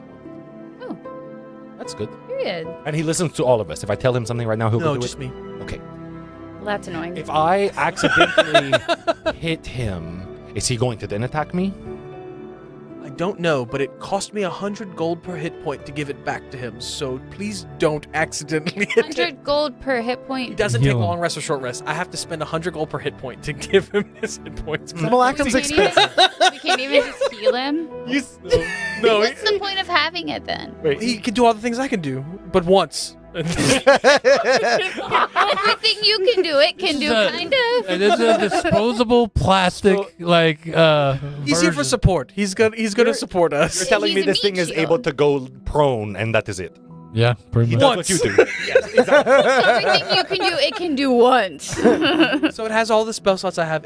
It can't rest, so it can't really like regain anything. And you said that's 100 gold pieces per hit point of damage? or 1,500 gold to just recast him. Oh. Whichever comes first. Yeah. Whichever comes first. Drazad kind of looks at his fingernails and he's like, ching. Just like a on his hand. He Does the takes simulacrum attack me? One, I just want to do 1 hit point. 1 hit point. You do 1 hit point of damage. It does not. I It mean, does I'm not not gonna attack make you. Okay, no, so Mark how off do you, 1 hit point. Yeah. No, how do you, no, don't mark it It's off. away 100 gold. How do you heal it? Do you just like feed the gold into its I have to spend, I think it's like that's a 5 coin minutes. slot. That's a 5 coin minutes per slot hit on the point. front. 5 minutes and 100 gold per hit point, I think. Oh. that's What do it you says. do with the gold when you cast a spell? It, Who's the bank? it's like Wherever the cuts and bruises are, you're like shoving it in there as a coin No, slot. I'm like in general, how a spell costs. Oh, it's Oh. you eat it. no. This is a genuine, Technically, serious you are question. consuming a gold value of components. Component. Yeah. Okay, Yes. Like thank you you. buy like. So this one is powdered ruby dust. Yeah. Okay, Exactly. okay. Yeah. I was like, no, this is a real serious Yeah. Morgan question. I have no idea what you do with the fucking gold. Like, is there a Monopoly bank that like pops up when you go to cast it and you put the gold in? You see Oh no, Drazad- I can only restore the hit points during a long rest. Gonna take exactly. It's gonna get dropped to what would have been. yeah, exactly. Hey, great Pyraxis, God, Alex, can I give him 100 gold and heal it back real quick? Well, you do have some travels ahead of you, so So am I not marking anything off? yeah, might as well. But get rid of 100 just- gold. I I mean, it's still wanna- gonna cost 100 gold. I need 100. Yeah, I am poor. You did that. I have like 8 I hope you have gems insurance. that are still. Yeah. Charge his ass interest. So as all of you group around the teleportation circle, including Valoth 2.0, Yeah. you all step into the light, allowing the world to bend at an axis as the sky is exchanged for the floor of Svathmar. And your ship lay just above you as your reality flips. Gravity inverts and you step onto the teleportation circle on board your ship. Midway through the teleport, you all hear. By the way, I don't know if anybody remembers. Drazad has like 3,500 gold if we need it. Drazad. We get there and Valve is staring at you, sweating. Like, how much did you say? Nothing. Don't worry about it. I'll kill you. With that, we're going to go on a quick 10-minute break. Find out if Drazad kills Valon when we come back. We'll see you in about 10. Don't go nowhere. Bye. Kill you. This is Valos. Oh, terribly sorry. I didn't know anyone would be here while the stream was running. Give me a moment to tidy up. It's much better. Well, while you're here, we might as well take a moment to thank all of our members for supporting the channel and bringing this stream to life. A huge thanks to Tides of Mo, Tabletop Beard, Grim Reaper, Atmos Seeker, Justinian of Darkport, Angel Jobert, Angel of Darkport, Brett Venable, Dutin103, Zebek Longfang, Lil Tired, Memebot69000, XIVM, Jason Miller, Corey of Darkport, Devin Beard, Wilfreda Figrawoa, Ruby Rod, Sam Huffpower, Daniel Struve, Agile Monk, Moon Goose McQueen, Jude Eshett, Russell Mooney, Ira Wing, Bacon and Vodka, Licia Harding, Saft 911, Drazadi, Mark Kiss, Cameron Conway Johansson, Billy the Brave, Jesse's Brick Galaxy, Alphabet Apostate, Chef O'Death, D.H., Nick Brammer, Caleb A., Fallen Knight, John Washburn, Hot Water Healing, Colt Nomad, Pavel Castillo, Antisocial Yog, Krista Enforce, Super Thorco, Tracy Pujol, Logan Keller, Mailman Gaming, Karen Crawford, Omicat, Malice, Bob Zippity, Gaming with Geekwares, Matt Brown, Rose, J.O. Hearn, Old Grey Man, Misfit, Monster's Mother, H.D. Siles, Jason96, Kathy Evans, Blame Dexter, Lil Cute Maple, Fables D20, Mike G, Alexandre Henriquez, The Azure Sky, Mr. Nobu, Chris Nelson, Dragonfire, A. Silva, Lilaris, Jace, Halvarian Knight, Horror, Henry Akanosho, Storytime with Knuckles, Diabelsian, Mark Forghuse, Ben McComas, That's Kid Icarus, Jera Harvison, B.D., Alicia F., Chris Goodwin, Curtis Ellis, Joshua Hammond, Chaos Hole, Transcendental Lobo, Jason Dark, I didn't ask, I said Fireball, Aaron B., All Heads said, Null Inter, David Cron, Red Fivero, Jamie, Eric K., Carmine Graves, Mysterious Observer, Odd the Bard, Andrew Martin, Stella Alexandra, Colin Zesperza, Joseph Manti, Francis Yoon, Christian Torngren, Ibmozy 8, Darth Melkor, David R., Sildari, Forgotten Fauna, Dracula Tepesh, Dairis Olfang, Jack and Aces, Lisa, Salisbury Suede, Vic, Prodigy X40, and Defiant Chaos. You know, members get tons of unique benefits as well, like these weekly shoutouts and emojis that they can use in the stream chat, and a heaping helping of chaos points that can be used to, well, perhaps it's better to show you. Welcome to Constructed Chaos, a D&D live play channel where you get to control the game. Join us on Wednesdays at 7 p.m. Central Time for our in-person live stream that allows you to influence our adventures in major ways. From alternate plot points to rerolls to absolute chaos. And tune in on Mondays at 7 for our brand new Chat Plays D&D format where you get to roll the dice and pilot the characters themselves straight from the live stream chat. And between it all, there's tons of homebrew content and guides that we release every single month. So be sure to subscribe to the channel. And until next time, go out there and make some chaos.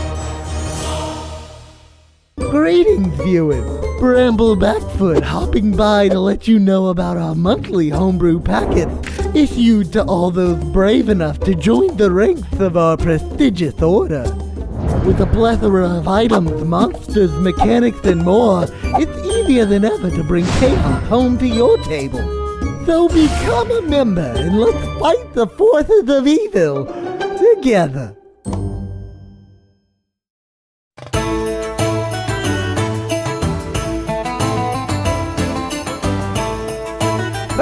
Thank you, you're all too kind, and the drinks are on me tonight! Ha ha ha ha! Oh, you must not have enabled gifted memberships! Let me show you how. Ha ha ha ha! What you'll want to do is make your way over to our channel page and then add /allow_gifts. From there, you can turn on the toggle for free stuff and join in the chaos. Ha ha ha ha! Now for my next tune, a little ditty about a dead necromancer named Pinky. Hello, Drazad here. Oh my god, you have got to come check out all of our wares. We have so many different things. Help support the stream and get yourself some new magic items as well over at the Constructed Chaos store. Greetings to all my bearded brothers out there. I'm Alex, also known as Constructed Chaos on YouTube, and I'm here today to tell you a little bit about my friends over at Tabletop Beard.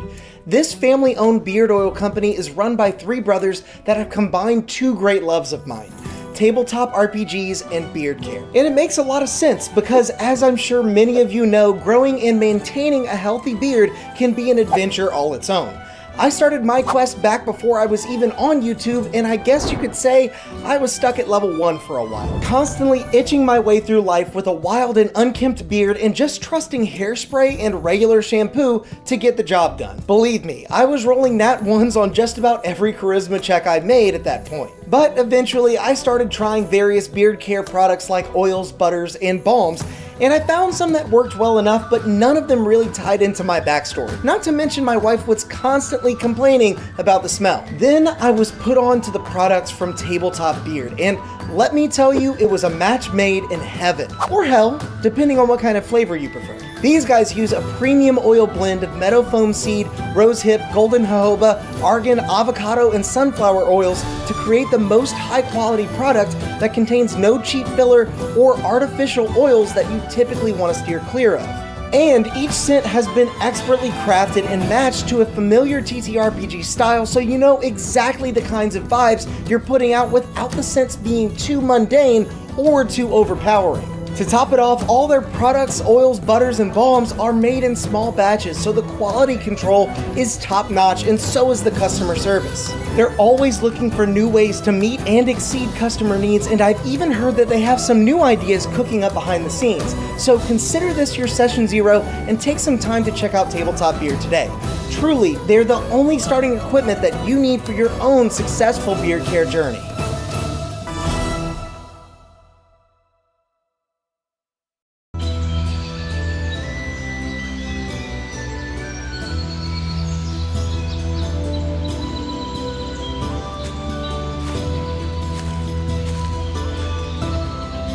Bear Dritz here, letting you in on a little-known ranger secret that'll keep you satiated in the wild, even when you have no rations left.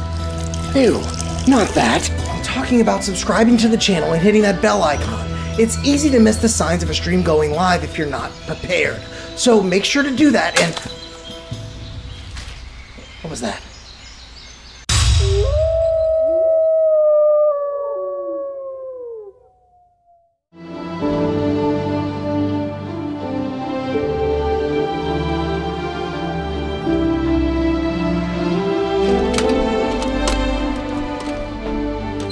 Hold it right there, adventurer. We're looking for some deviants that refuse to like this video while they're still watching. You wouldn't happen to know anything about this heinous crime, would you? Well then, as you were, but stay out of trouble.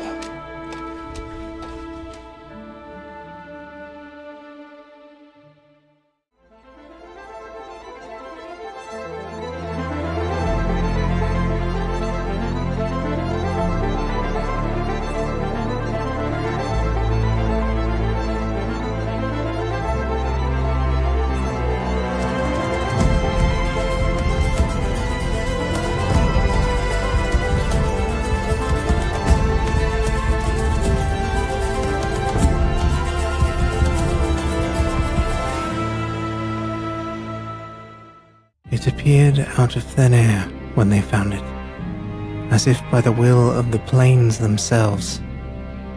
A curious and mysterious bauble that has turned up time and time again throughout the ages. Some have studied it all their lives, hoping to unravel its uniquely fascinating magical properties. Many more have used its power for their own, though all falling victim to fate in the end. Now, it calls to you, by chance, by destiny, by desire, it matters not. It calls to you, and it calls to be cast from your palm, so that it might deliver unto you the unknown wonders held within.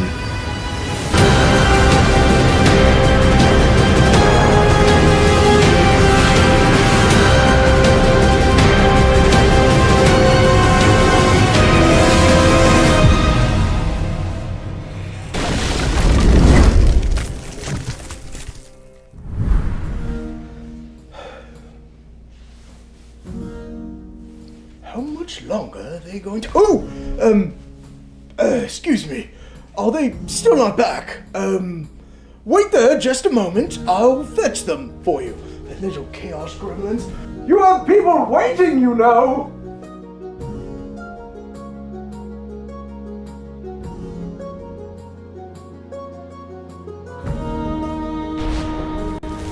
Welcome back, everyone, and congratulations to Russell Mooney for the 1,000 chaos points. Thanks for being here, man. Thanks for joining the raffle, and thanks for asking about the voices in my head. If you guys are watching in the future and you don't know what I'm talking about, that's too bad. Just a little inside joke for us. So, as we rejoin our heroes, just around midday, having planted their feet firmly on the deck of the Mithril Phoenix, their beautiful flying vessel. What are the four of you, or I guess the five of you, doing? 6, Gribzik. Gribzik is there. Yeah, he's run out to greet you with his ceremonious, "Oh my God, you're back! I thought you'd never come back." We told you we'd only be gone for a day. I don't really have like a concept of time. The sun goes down. It's nighttime. I mean, like the second you leave the door, it could have been hours, days, years, eons. Fair enough. Eons. Well, we're off to Ashendell to fight the obsidian weapon breathing undead multiversal dragon again. Period. Great. I've been practicing my moves. I'm ready to go. Perfect. Have you been practicing your repairs for the ship? I have been doing that. That might be a little bit more important. I don't think I really need to brush up on that skill that much, though. I'm pretty good. I was trained by one of the greatest smiths that Roria has ever known. Drazad, I didn't know you trained him. No, honestly, nice. Look, as confident as Drazad is, don't get me wrong. Durant definitely was one of the pinnacles of the pinnacles. I mean, Durant's the reason that we're standing here today. Durant did create the Mithril Phoenix. Yeah. Drazad does not know if he could do this. A sword from the Mithril Phoenix. Laura has fully been sipping the Drazad tea. So Yeah. she is like your biggest fan. So, Drazad, Right. once you fully replace every board on a ship, That's is it still the same ship? right. Drazad would say yes. I say as I break a cup holder on accident. James Carr, he said, I can't believe I'm just discovering this channel. I'm just glad you're here, man. I'm glad you're discovering it now. Better, as Tides of Mo said, better late than never, and we're very glad to have you. Let's see. Love our little do to Yes. hurt? It grows every day. The chaos Come compounds. to the dark side. we have Cheez-Its. Yeah. We do have Cheez-Its. What are all of you doing? That is the main question. I don't know, man. We're still near what's the name of the town? Svathmar. You are a little ways outside of it. Yeah. Maybe like 10 minutes walk. So you can see the smokestacks now active as they plume black material into the sky. I mean, we really should head for Ashendell, but should we tell them that that's where all the fighting is happening? Maybe they can bring the wares that they have. The wares? Or do you think the obsidian weapons would not be good against the obsidian weapon breathing multiversal or undead? No, I think that the Wumbub would not do well. Wumbum. Well, it's spelled out. Oh, right. Obsidian weapon breathing multiversal undead Undead dragon. dragon. Yeah, a Wumbub. It probably would fare pretty well against obsidian weapons. It does breathe obsidian. Yes, but didn't you block something with obsidian once upon a time? Drazad did do something. Drazad, you would remember, no history check necessary, that your the armor piece that carried your blessing of the forge is what. Oh, yeah. It wasn't me. It was Flora. And it was sort of more or less Extension of what you came to understand was like the purity of myth, the purity of mithril. That's the whole reason you chased down Salis and now have the beautiful weapon that you carry at your side. Gotcha. So maybe we leave them here. The obsidian weapons? Yes. But yeah, and just let them toil away at whatever the hell they're making. Okay. Normal weapons, mithril weapons, those are okay. But I think it'll be okay. Sick. We're gonna give you some taking off lessons. Oh boy. Okay, I'm ready. Yeah, I've been practicing my movements along with my battle stances. So this turns us right. This turns us left. This does a corkscrew. This a barrel roll. I got it. I've been watching very closely. Which one lifts us off? This? Okay, there's not first. Or is it this? I don't It's know the that. first one, right? I don't Like, like that I'm you're asking. asking questions. It's the first one, yeah. See, Drazat is not like that. It seemingly says somehow someone has shown you that the You- ship is possible to do a barrel roll. You understand that We haven't been shown shit. Look over at this Bella. would lift the ship up and then flip it upside down.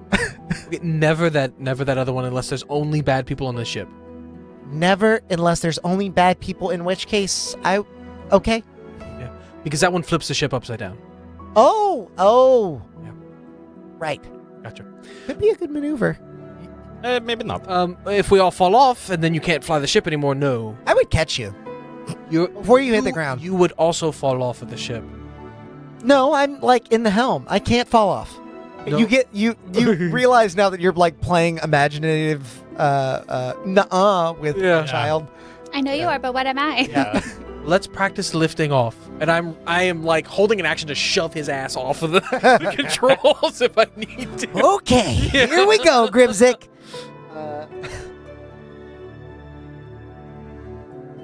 As Grimzik begins to lift his hands, you feel the engine begin to shudder to life, or rather, sort of purr and hum. Hearing this, he's, here we go! And he lifts his arms straight up, and the ship shoots straight up, pinning you to the deck. I need you to make a strength saving throw. Everybody? I'm going to say all of you, yeah. Me too. Yes. Right? Oh, 6. Yeah, I got a 3. The simulacrum got a 16. 17, brother. Us starting the simulacrum rolling better Did than anyone roll lower than a 10? Oh, yeah. right here. Me. Oh, yeah. Okay. The two of you are pinned to the deck. As Grimzik sees you, he goes, "Oh, sorry!" And he begins to like move over to like Yeah. check on you, and the ship begins to veer. I'm immediately nosedive commanding the straight down. simulacrum to like step in and like level the ship. I'm like, save us! Is what I say to him. The simulacrum steps in and tries to level the ship, but Grimzik's like, "No, I was doing that!" And he's trying to push your simulacrum It's needs to like, make a don't strength saving fight throw. with our simulacrum. In simulacrum, take chat rules. It is technically you, so yes. Oh, I was taking a chat roll. That was a nat one. Oh boy, howdy. It's gonna take. Okay, it got a 17. Okay. With a 17, it is able to hold Grimzik back with a shoulder while piloting the ship. It does level it out and give you time to stand. You have but a moment as Grimzik is like fighting back, I'm like- trying to push. It was like, now's not the time. Oh, make a intimidation check. Oh shit. Oh shit.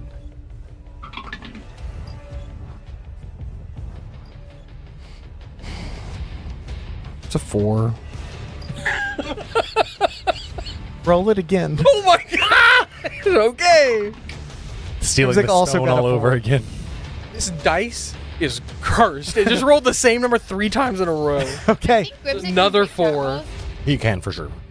As Grimzik looks at you, seeing you attempt to intimidate him, and then remembers all of Odd's training, seeing how big and burly Odd is, he's like, "You're not the boss of me." And he starts pushing your simulacrum. He actually does rock them off balance. Yeah. I'm going to use his momentum. I'm going to tell the simulacrum to step away and use his momentum to continue him past the simulacrum and then stand there and say, You're not ready to take on taking off. It's kind of my ship. He doesn't have a point. Seeing as just taking off, you pinned me and Odd to the ground. That sounds like a you problem. There's Odd and Flora. We're just fine. Have I ever pinned you to the ground taking off? No. And then I do this. Damn it. I go, I'm just getting up. Wait, I'm just getting up. He rolled an 18. Yeah. Oh my! I'm just getting little up and I'm turd pinned right biscuit. back. I'm just getting up. I'm pinned right back down. Yeah, I get His pinned down low this time, center of too. gravity helps him as he watches all of you. He's like, my training is paying off. Grimzik, you better stop this right now. And then I'm gonna stop and I'm gonna say, now, none of them Right can now, I'm fight. gonna turn the ship I'm gonna say around. none of them can fight and help protect us in battle. We on the ship need to be standing to help protect the ship. Make a persuasion check. Shit. Why you gotta put on I'm gonna use sad-ass a music? lucky. I'll say with advantage. Then I won't use a lucky. Oh. That's what lucky Yeah, does. It I gives know. you I know. advantage. 16. You see Gribzik slow to relent, a little bit of his childlike anger and discontent sort of seeping through. He's been through a lot. Mm-hmm. And you recognize now that maybe he's approaching goblin puberty Yeah. as he looks out upon you and fine, I didn't want to fly the ship anyway. And he runs below deck. I'm gonna cast a new spell again. Before he runs away, and I'm gonna cast Calm Emotions. And this actually everybody needs to make a charisma saving throw. You Is being charmed?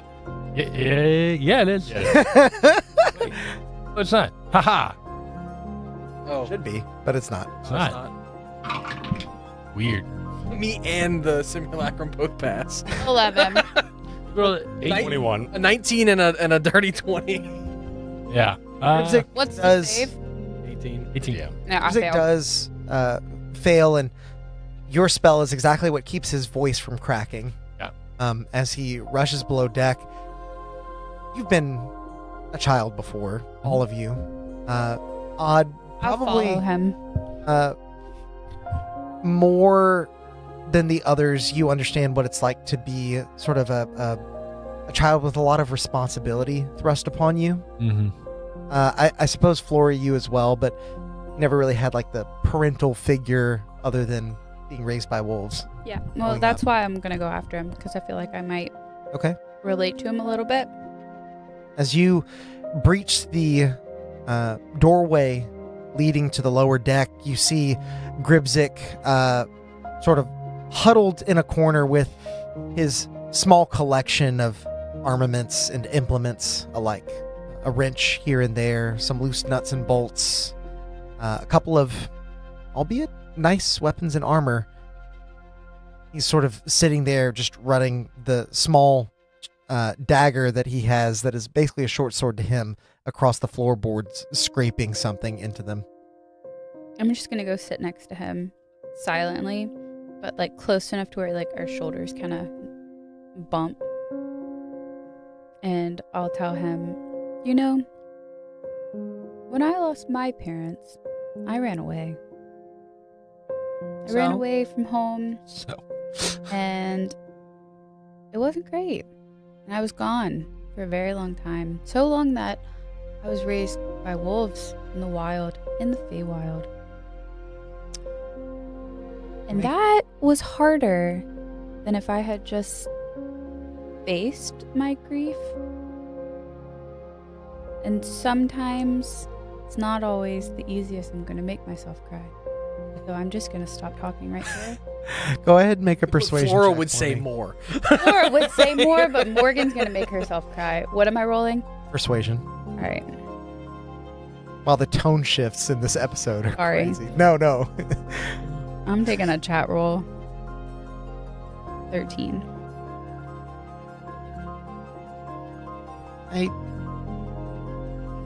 I do miss Durant. I don't... It's not your fault what happened.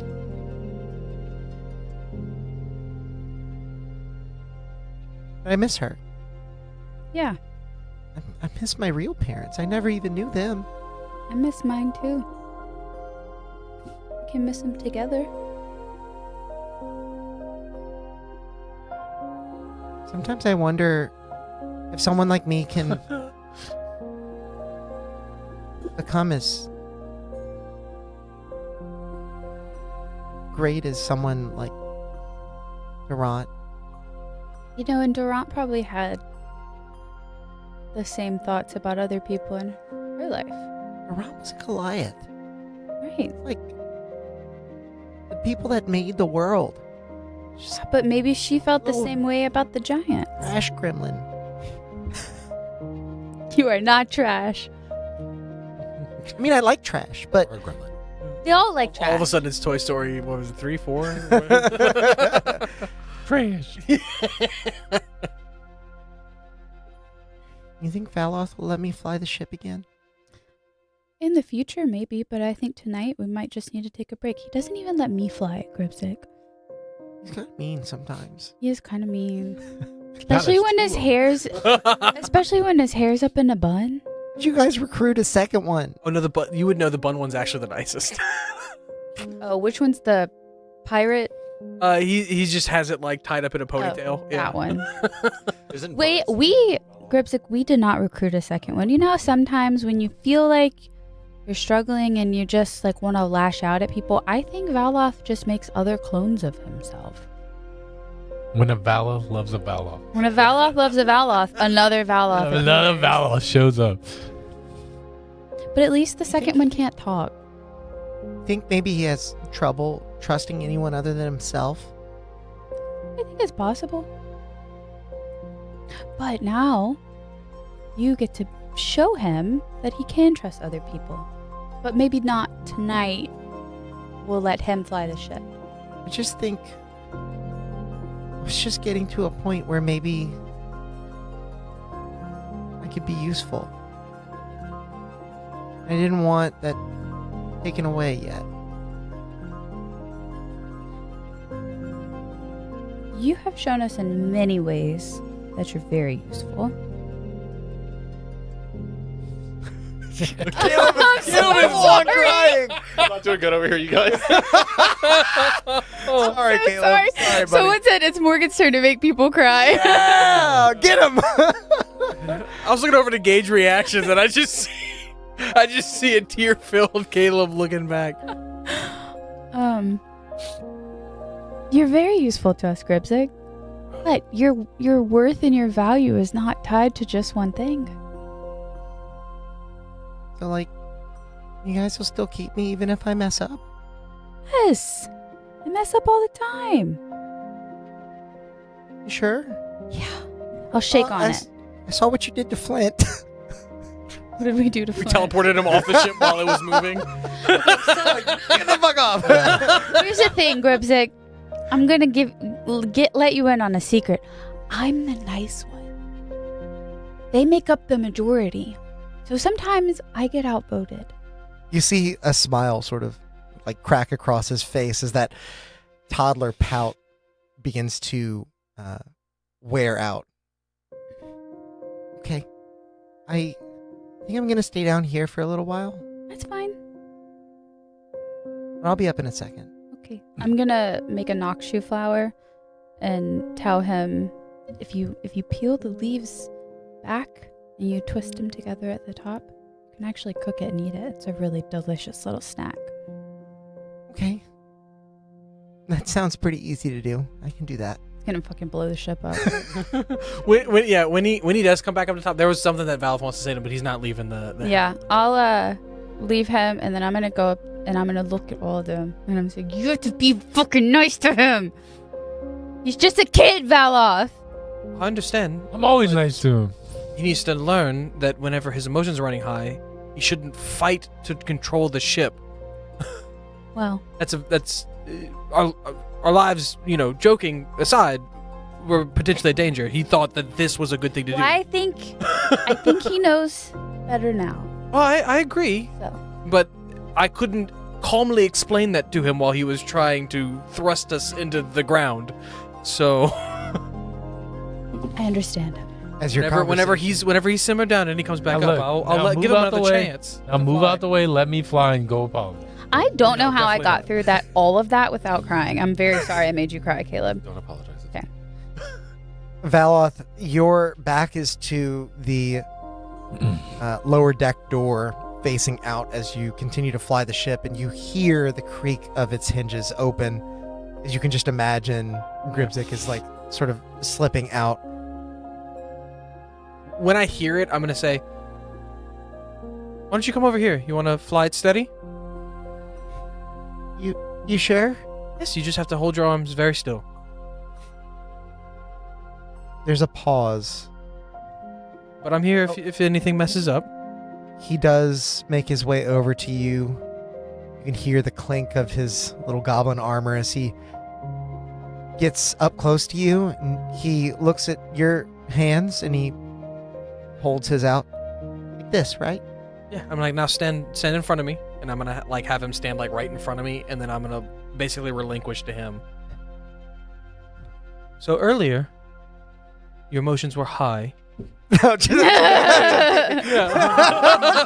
Just kidding. say earlier your emotions were high, and that is not a time to be controlling something this large. We are about to be fighting something quite large, and a cool head will go a long way. Sorry.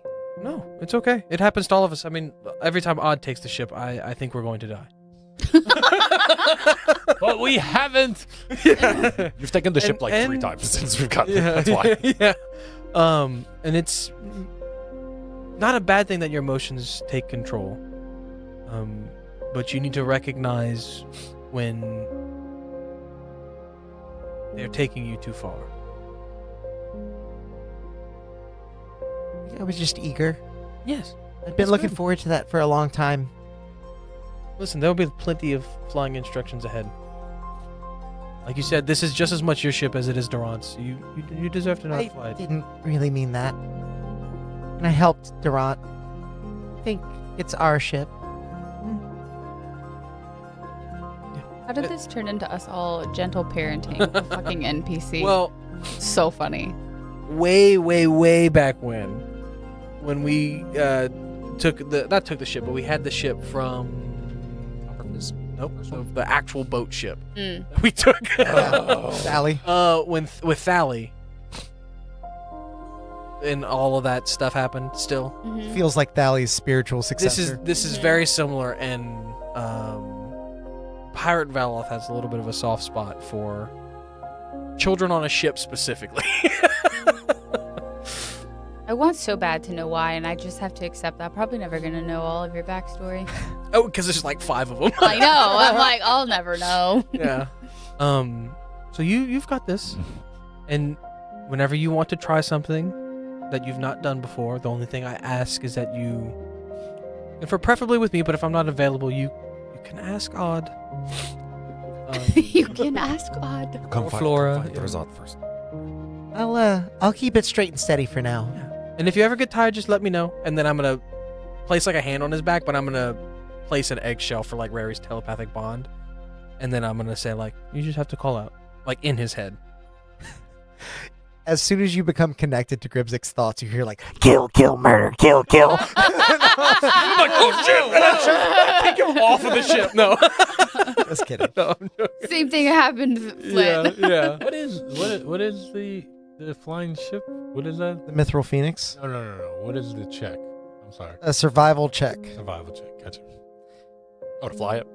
Valoth, as you relinquish control with a bit of guidance, Mithril Phoenix glides above the windswept spine of the Sable Fuel, its silvery hull reflecting the sharp glare of the midday sun.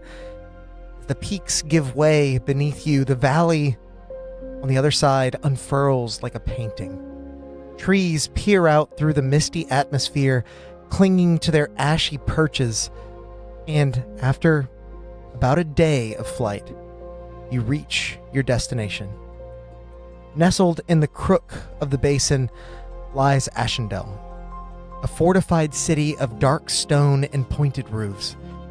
The city itself lies pressed close to the edge of a winding river that seems to run from south to north, and the pale halls glint faintly to the west. Familiar yet distant beyond the hazy horizon. Is there anything that you all would like to do during your remaining bit of travel. I mean, we are long resting, right? Yes, At least once. you are long resting What at did you least just once. figure out? I'm checking just to make sure I'm right. I'm Nothing pretty sure I am. for me. It is just once, right?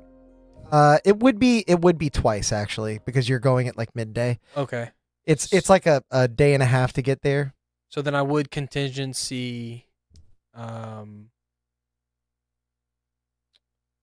Haste on them. greater invisibility Mm-hmm. upon seeing the dragon. Okay. Or Use a word. once he's within range, I would say 120 feet. Understood. Yep. Okay. As you draw nearer, who is piloting the ship? Is it? No, definitely He not. got his hand up first. No, I was saying I think Valth would assume I got a the 19. I think he would assume the Do a barrel. his hands and Gribzik's hands in the controls and kind of like guiding him and helping. Let me show you. Yeah, kind of. Yeah. It's like I'm flying. So it's like you're flying, Jack. So if you are piloting the ship, you see Ashendell unfurling out before you, but it's hard to make out much detail from your position.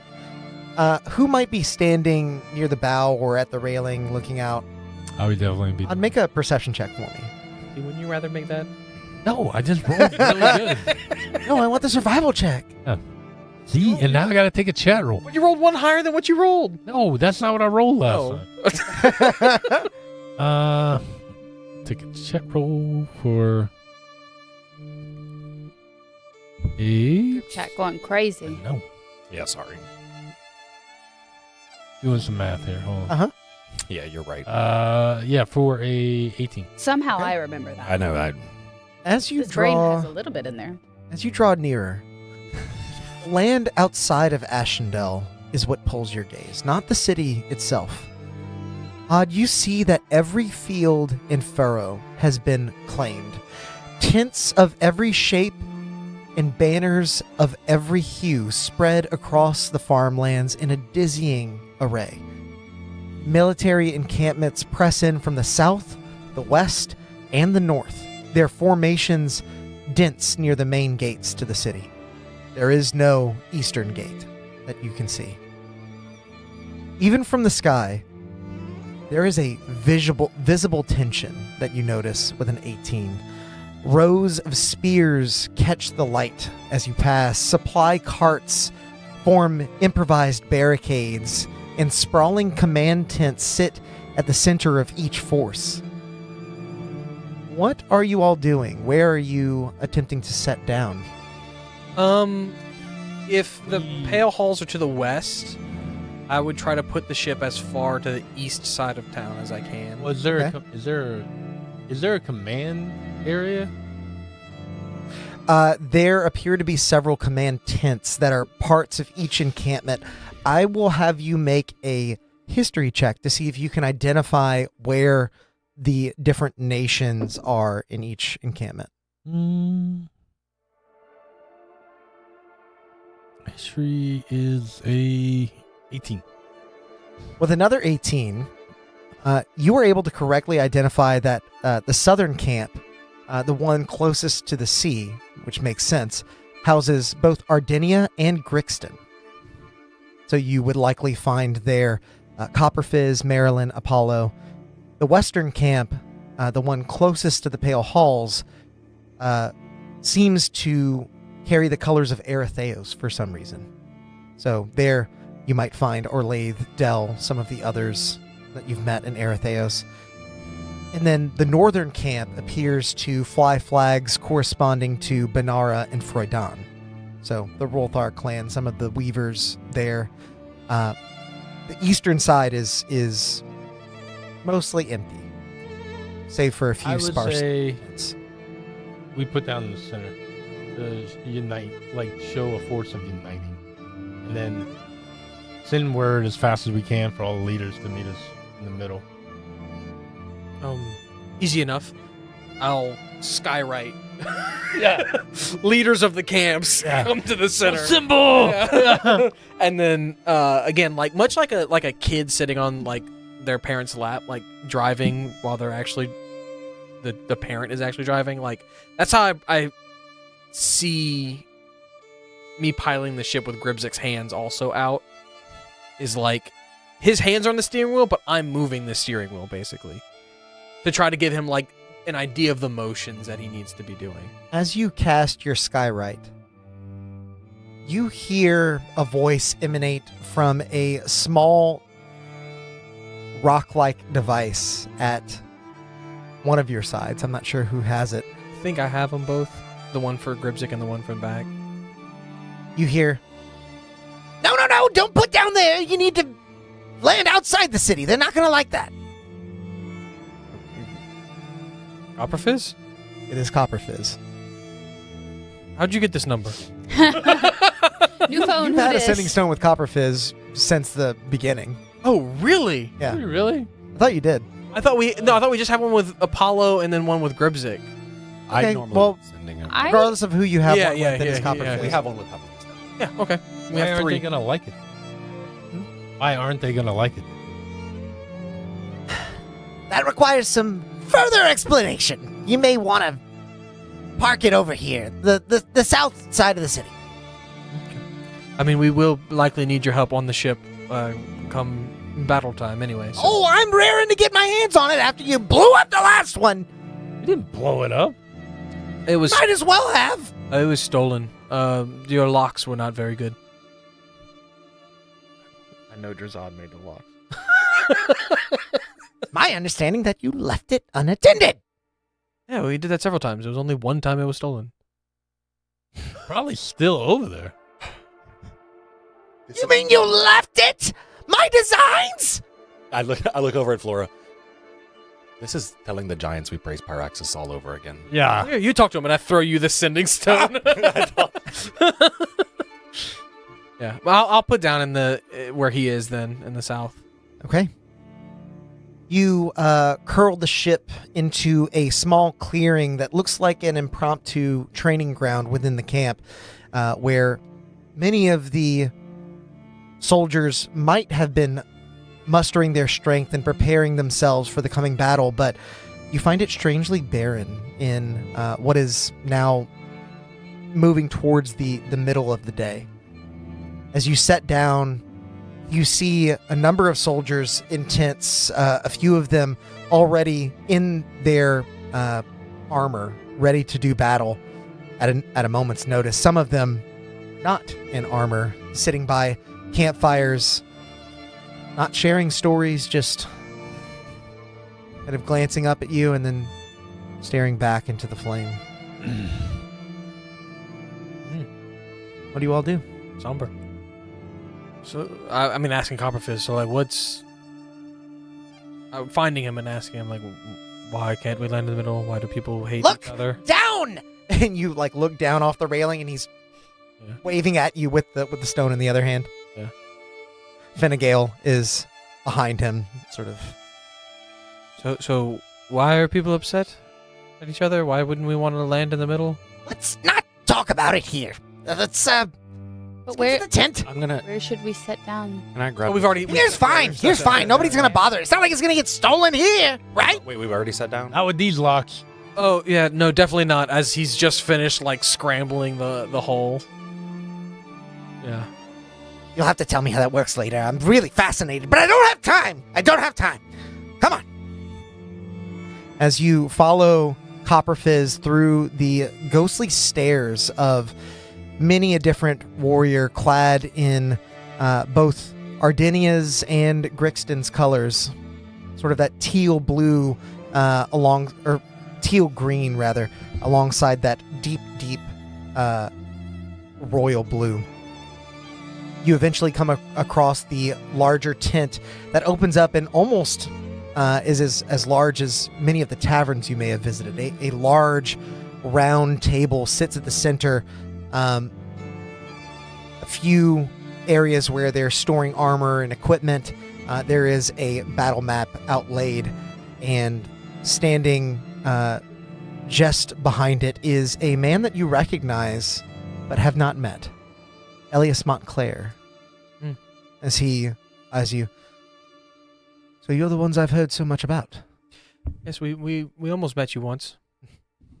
Allegedly. How so? Someone was pretending to be you. It was very confusing. Strange. We'll have to address that another time. You'll forgive me. I'm tired from my journey, as many of us are. We're tired from the last several days. The city has closed their doors to us. At first, their claim was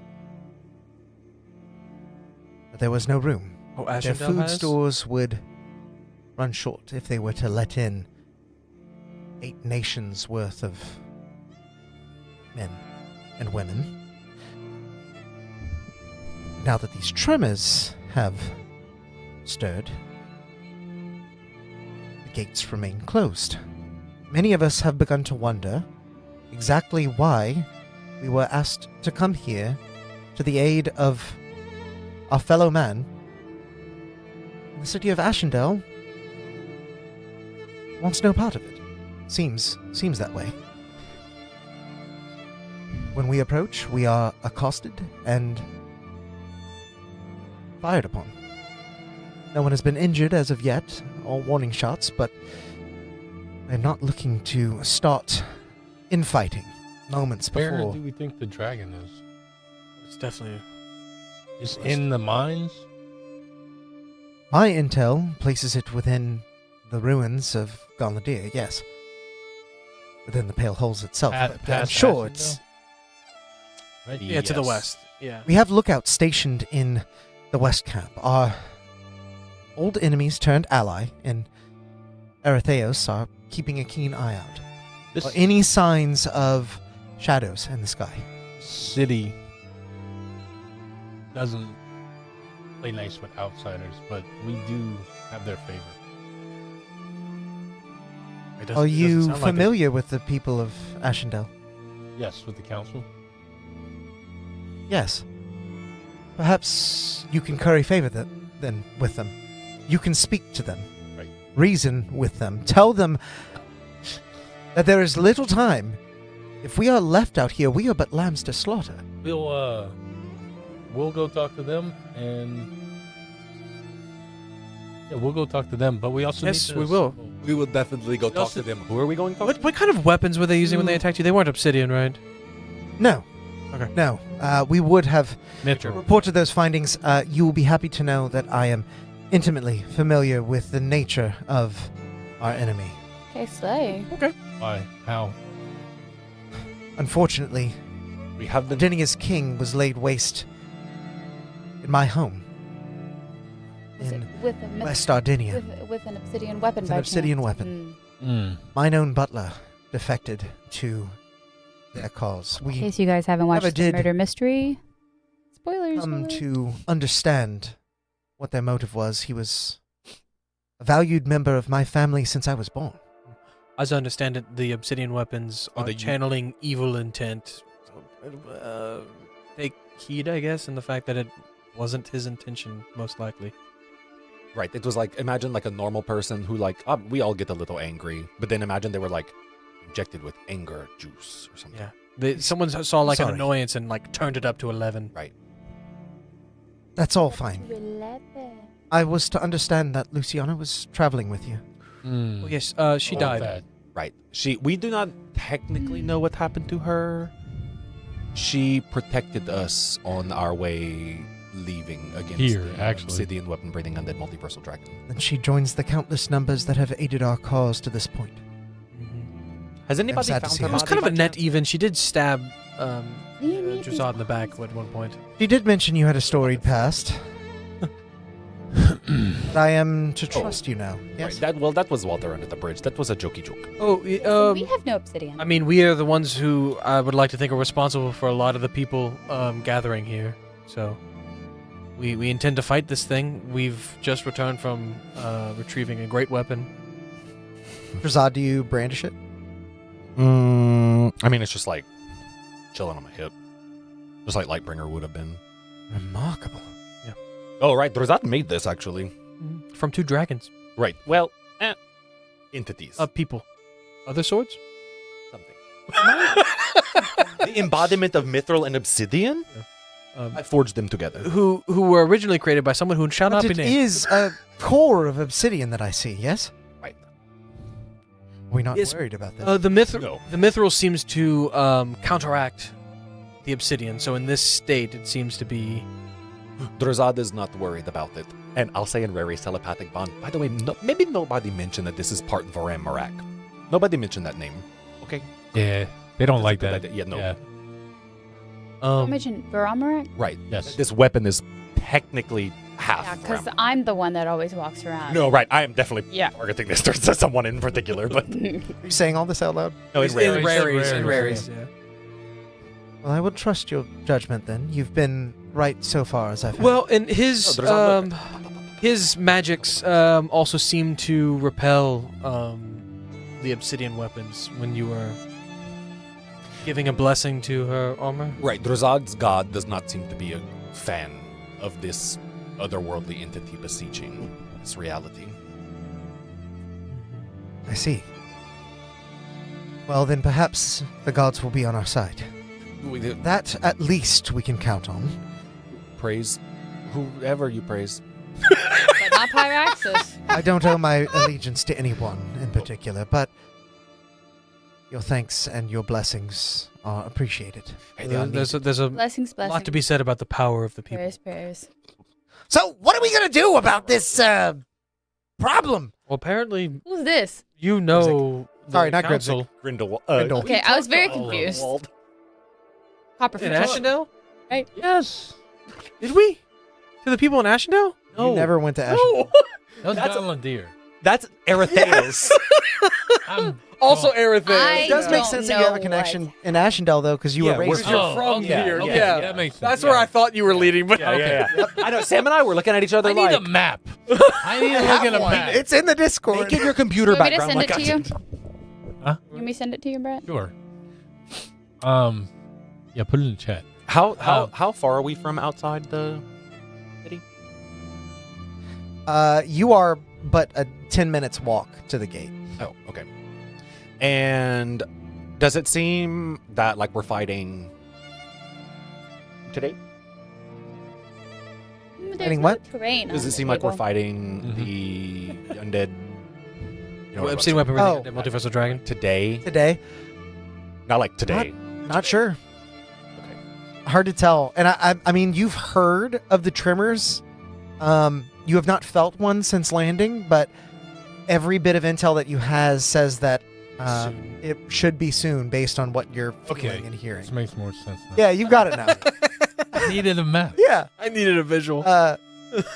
As all Not of legit, you like- Yeah. I was like, I guess. continue to get the lay of the land Pulled and up I couldn't read, so I thought he had like some background stuff that Alex gave him, and I'm like, I guess he's reading some stuff off of there.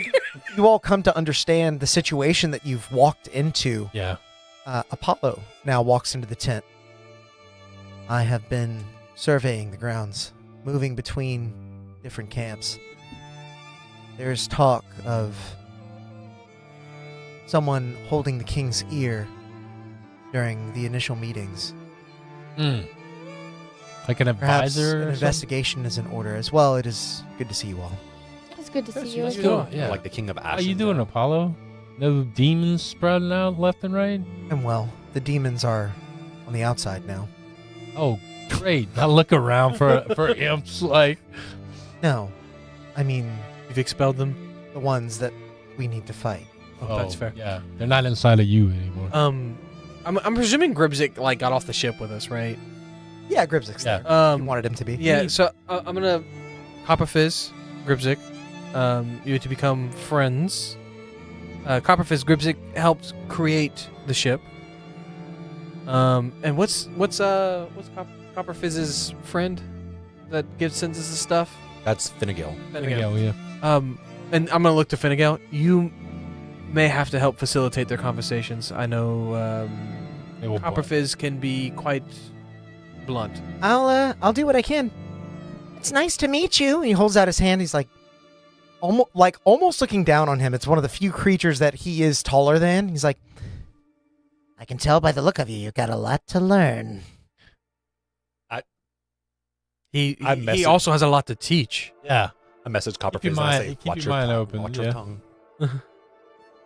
He looks to you and messages back. I don't much like people that steal the patents of others. So I thought my designs were safe. this This is is completely different. This is a totally This different. was- We I'll say it don't out loud at that practice point. copyright Also- law. Copperface. This was created What's her kind name? Only of bird law. simultaneously. It was Yeah. being created as your ship. Just because it was made from mithril, it took longer. And as What's you, her No. Abigail? Oh, the Smith that died. Oh, Durant. Durant. Durant. Yeah, I'll name drop Durant and be like, this is Durant's apprentice. I understand that. Oh. I know. I commissioned Durant for the mithril components to my ship. And I turn around for 1 second, and poof! Now she's made one. Wait.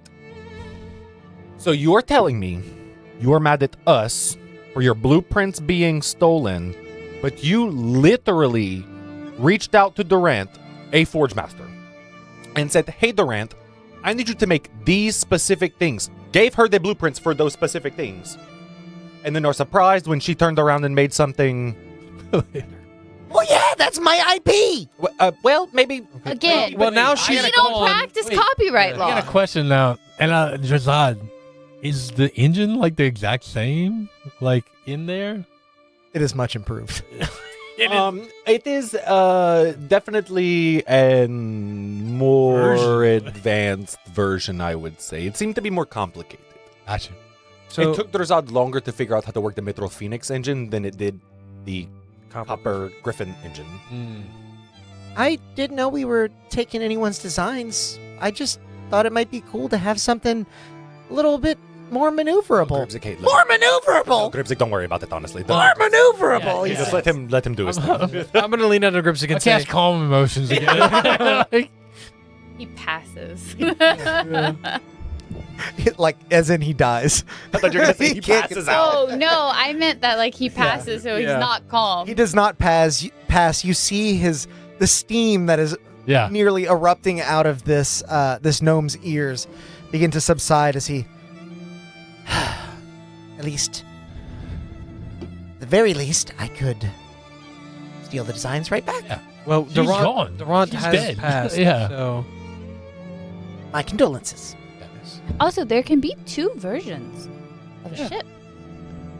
You could have a there could be mithril 2. griffin. Well, right now there's only one. Yeah, you Right, could have but- a mithril But you griffin. could do it. The Copper Griffin does still exist somewhere. It's just blown up. It's just the engine is in disrepair. it right. We did take a ship from you and then crash it. We did do that. We didn't crash it. Because I thought you were about to say we took the mithril from the engine. You see Copperfizz beginning to like sort of nod and like get angry. His brow begins to furrow as Like Finnegan pushing the spell back. kind of grabs him. He's like, "Come on, Grindel, let's go. Let's check this out and see for Come on, ourselves Grandma, let's exactly get how to improved bed." it is." It sounds like they've got a pretty interesting piloting system. Why don't you take Gribzik? Why don't you take Copper Fizz on a tour? I'll be on my best behavior, Right. and I won't fly it. Show him the couple. Yes, yeah. We don't want to. We just don't want to alert the Ashendell people that they might be like attacked by the ship. So that's probably for the best to keep it on the ground. In the background of you saying that, you hear Grindel sort of respond to, "Oh my God, it has cup holders." The other one was supposed to have cup holders too. We couldn't quite get around to it. Razad was busy. Quick 3 of them do leave the tent. But question off topic, but someone asked, and now I don't remember. Where is the Vithniken Plateau? It's over the islands Way in south. Bottom left. Grixican. yeah, it's Bottom like on left the of the map. opposite Grixon. corner. Yeah. Which island is it over? Is it Grotul. Grotul. I thought it was Oak Ridge. Grotul. Okay. Oak Ridge is where the dead people were that we just You like, never ran did around. We never we were went- totally okay. like weird Okay. and then left. The one When I story was- element I put in front of you guys that you were like, "Nuh-uh." When I was looking at the map, I thought it was remember Grotul, that. but I wasn't sure. We're like, we got other things to do. The entire session played, you guys were like, I don't really like potatoes. Oh, like, yeah. I cast Dragon Breath on, and y'all were like, I'm a Dragonborn weird now. river? Yeah, and then afterwards, Alex told me, like that night, he told me, he was like, if y'all had gone there, this is what would have happened. And I was like, God damn it, I want to go there. I was like, no, Had to make you I feel want to a little know. I'm so sad. Well, you put us on. You were like, you got to get to this place quickly. We're like, hey, we got to get to this place quickly. I guess just this is some just ghosts, their you'll be all right. problem now. I know. I feel like we gotta go back. I've been making comments in my notes of stuff lately, so. As the four of you reconvene, Grindel, Finnegael, and Gribzik having left the tent, Apollo catches you as you leave the tent. Near the opening, he pulls you in close and says, I would be careful out there. Who said that? Apollo? Oh, yeah. Out where? In regards to I- what? Social skills are not quite as sharp as my blade, but Fair. there are those hiding within these ranks that seem to wish to do harm rather than good. Out here or in there? Pointing to Ashendell. One can't really know, can they?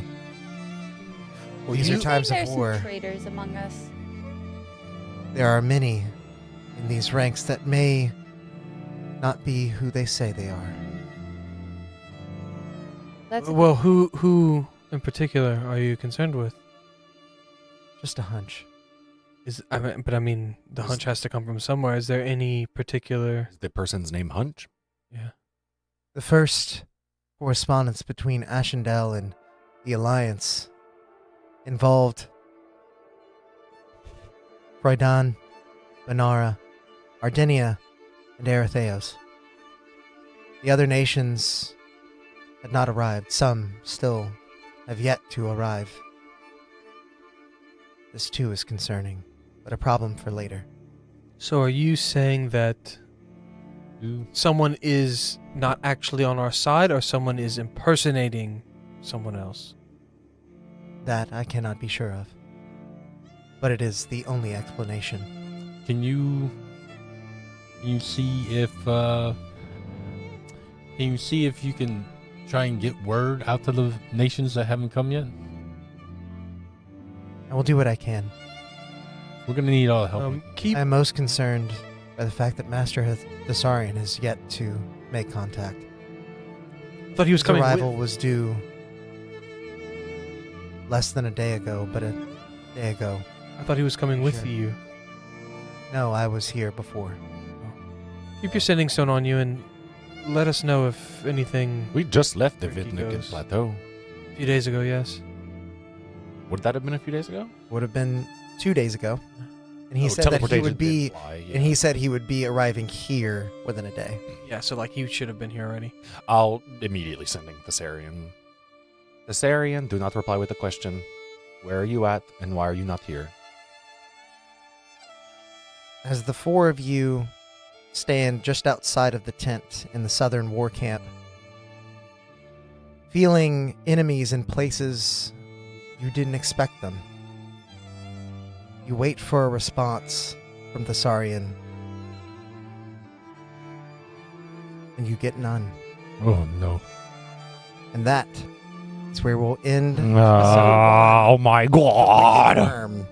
This was so much Thank fun. you all so much for joining us for this first part That of our new story three arc. of y'all out It is off to a pretty intense start. I think you can all see where this is going, where Probably see it this better is than headed. me because I never know what's going on. I cannot Need a map. wait to get this plot moving. There are tons of surprises planned just around the corner. So make sure to like the video if you haven't already and subscribe to the channel so that you don't miss any of our future episodes. Don't forget to check out Tabletop Beer. Don't forget to check out Tabletop Beard or the Scorched Basin Kickstarter. Links for both are in the description below. And make sure to tune in next Wednesday for the follow-up session, episode 2 of the Wicked Wyrm, for a stream of side campaigns that, Wicked if Wyrm. this is proving nothing else, it has proven that those campaigns do matter and do tie directly into this main one. So until next time, go out there and make some chaos. Bye. Bye.